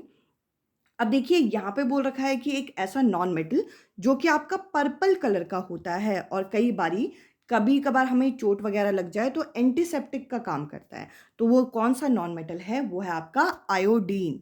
तो देखिए इस तरीके से आपको यहाँ पे साइंस की प्रिपरेशन करनी है। मुझे नहीं लगता कि आप लोगों ने अगर एक बार ही अच्छे से पढ़ लिया तो आप लोगों को इन चीज़ों में दिक्कत आएगी। अब देखिए इसके अलावा अगर हम देखें तो यहाँ पे मैंने एक टॉपिक नहीं कराया मोड ऑफ रिप्रोडक्शन का। इससे हमारे इसी टाइप का क्वेश्चन आता है कि किसमें किस टाइप का मोड ऑफ रिप्रोडक्शन होता है। जैसे यीस्ट में क्या होता है, बडिंग होती है यीस्ट में, मतलब एक छोटा सा टुकड़ा निकलता है बड और वो बड़ा हो जाता है। पटाटो में होता है वेजिटेटिव प्रोपेगेशन। अगर आपको दो चीज़ भी पता है तो आप आसानी से इसे कर सकते हो। यानी कि ए का क्या होना चाहिए, ए का फोर्थ हमें सिर्फ और सिर्फ पहले ऑप्शन में दे रखा है। तो देखिए मैच द फॉलोइंग वाले जो क्वेश्चन होते हैं उसमें आपको चार चीज़ें दी जाती हैं। चार में से अगर आपको एक या दो चीज़ भी अच्छे से पता है तो आप आसानी से मैच वाले क्वेश्चन सही कर लोगे। इसके अलावा एक और क्वेश्चन आप यहाँ पे देखिए। अगला क्वेश्चन यहाँ पे है which of the following acid found in ant sting. तो देखिए एंट स्टिंग का टॉपिक मैंने कराया था। एंट स्टिंग में कौन सा एसिड पाया जाता है, तो देखिए यहाँ पे जो करेक्ट आंसर है वो है फॉर्मिक एसिड, जिसको हम मेथनोइक एसिड के नाम से भी जानते हैं। तो ये दो नाम आपको याद रखना है। अगर मेथनोइक एसिड आ गया तो भी आंसर करेक्ट है, फॉर्मिक एसिड आ गया तो भी आपका करेक्ट है।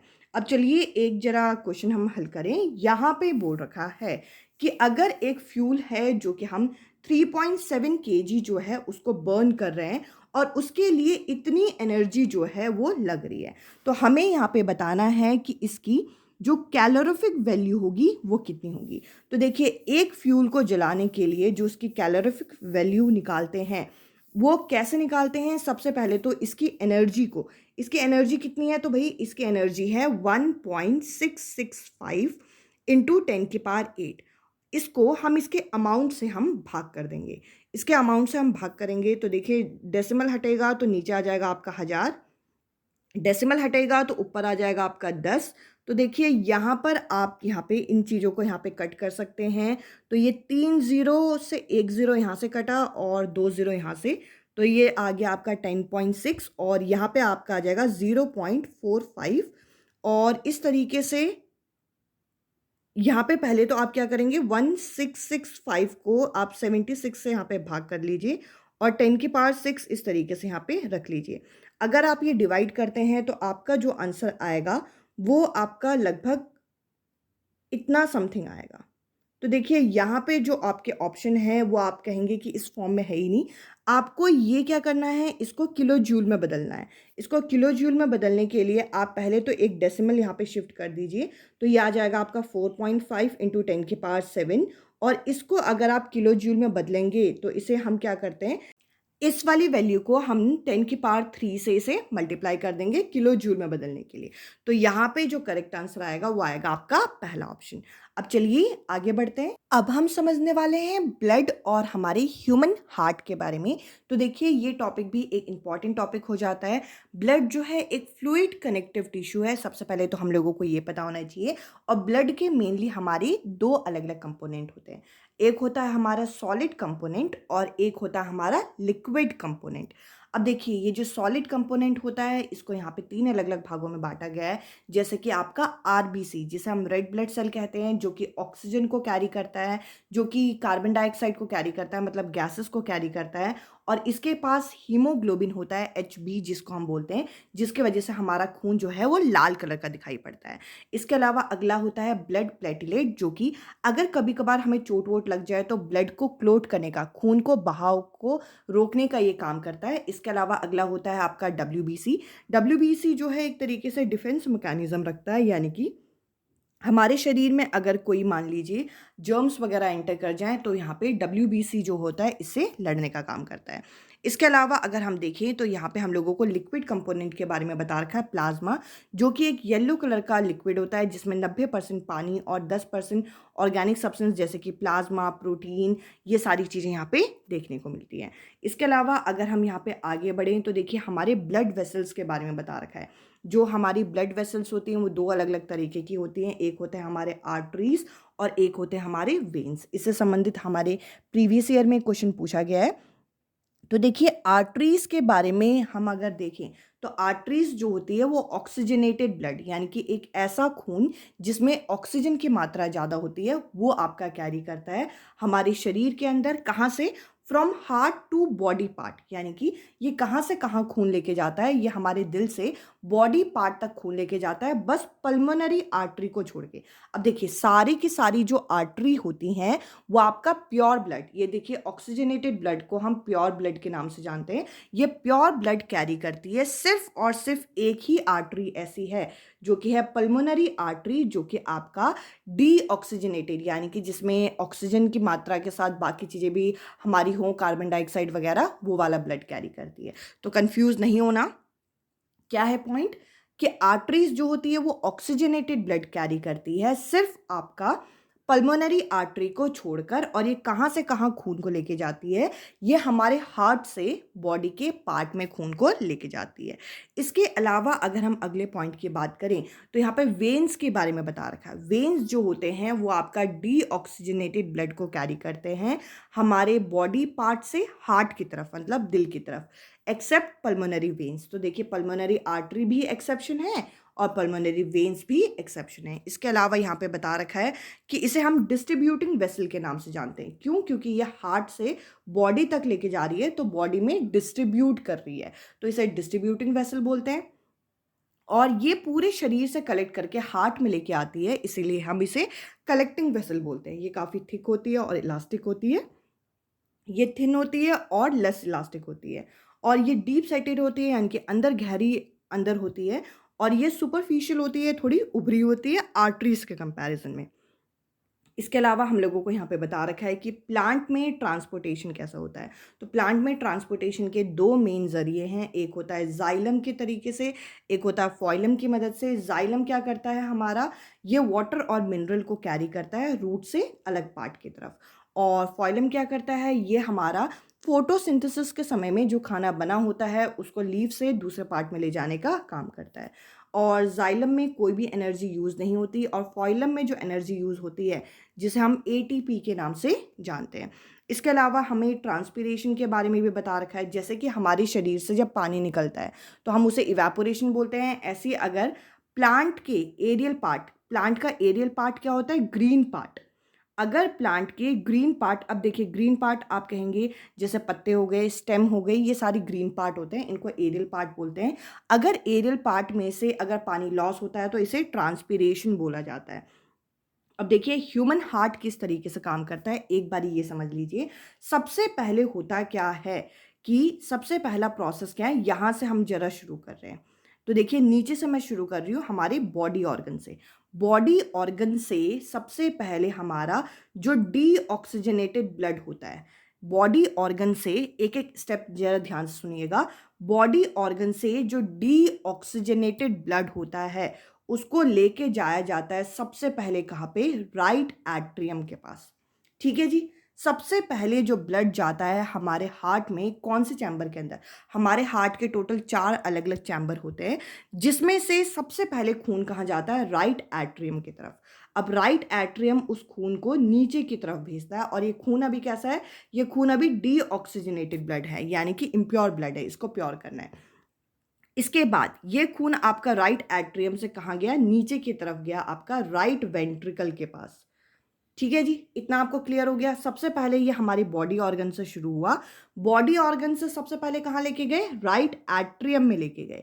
राइट एट्रियम से ये क्या करेगा, ये इसे नीचे की तरफ भेजेगा जो कि है राइट वेंट्रिकल।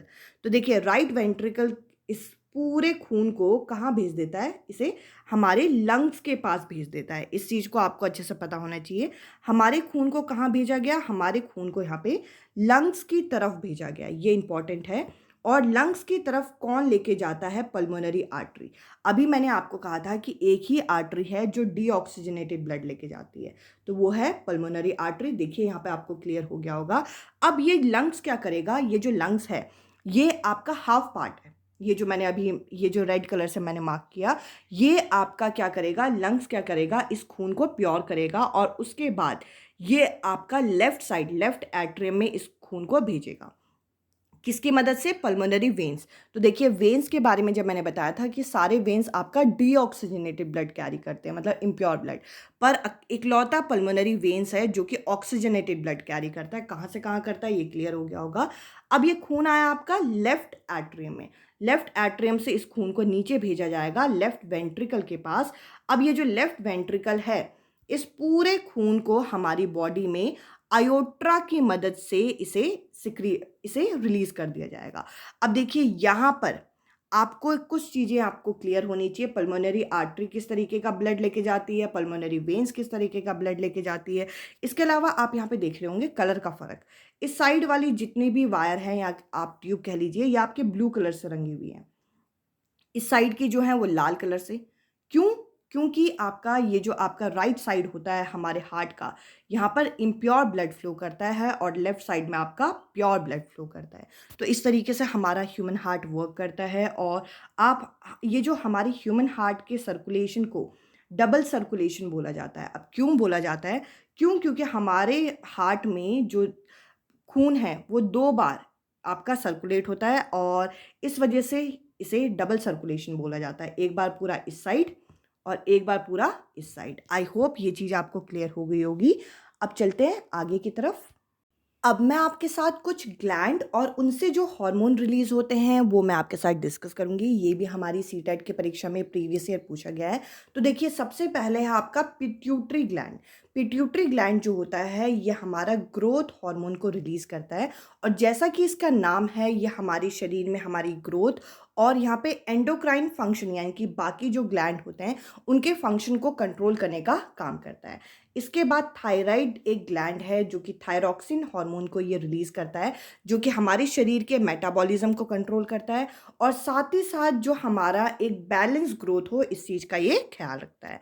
इसके अलावा अगर हम आगे बढ़ें तो अगला यहाँ पे पैराथायराइड। पैराथायराइड जो है आपका पैराथायरोमोन हार्मोन रिलीज करता है, जो कि कैल्शियम को हमारे शरीर में बैलेंस करने का काम करता है। इसके अलावा एड्रेनल जो होता है, ये हमारी किडनी के ऊपर बने होते हैं कैप जैसे। ये आपके एड्रेनल हार्मोन को रिलीज करते हैं और ये हमें एक तरीके से किसी भी इमरजेंसी के लिए प्रिपेयर करते हैं हमारे शरीर को। इसके बाद अगला आप यहाँ पे देख सकते हैं पेनक्रियास है, जो कि इंसुलिन रिलीज करता है, जो कि हमारे शरीर में ग्लूकोज के लेवल को कंट्रोल करने का काम करते हैं। अगर कोई हाई डायबिटिक पेशेंट होते हैं तो उन्हें इंसुलिन की इंजेक्शन दी जाती है। क्यों? क्योंकि उनके शरीर में जो ग्लूकोज लेवल है वो कंट्रोल नहीं हो पाता। इसके अलावा आप यहाँ पे आगे देख सकते हो टेस्टोस्टेरोन, जो कि मेल में होता है, एक हार्मोन जो कि कहाँ से रिलीज होता है, टेस्टिस से रिलीज होता है, जो कि मेल रिप्रोडक्टिव सिस्टम की ग्रोथ और डेवलपमेंट को कंट्रोल करता है। इसके अलावा आप यहाँ पे देख सकते हैं कि ओवरी से 2 हार्मोन रिलीज होते हैं फीमेल में। एक होता है ऑस्ट्रोजन, एक होता है प्रोजेस्टेरॉन। ये दोनों आपके ग्रोथ और डेवलपमेंट को कंट्रोल करते हैं, किसमें? फीमेल रिप्रोडक्टिव सिस्टम में। आई होप ये सेशन आप लोगों को हेल्पफुल लगा हो और आप लोगों ने काफ़ी सारे टॉपिक्स की एक साथ यहाँ पे रिवीजन कर ली हो। आज की इस वीडियो में इतना ही। अब मैं आपसे मिलूंगी अगली वीडियो में अगले टॉपिक के साथ। मेरे साथ इसी तरीके से बने रहें। अब हम मिलते हैं अगली वीडियो में। Bye bye, take care.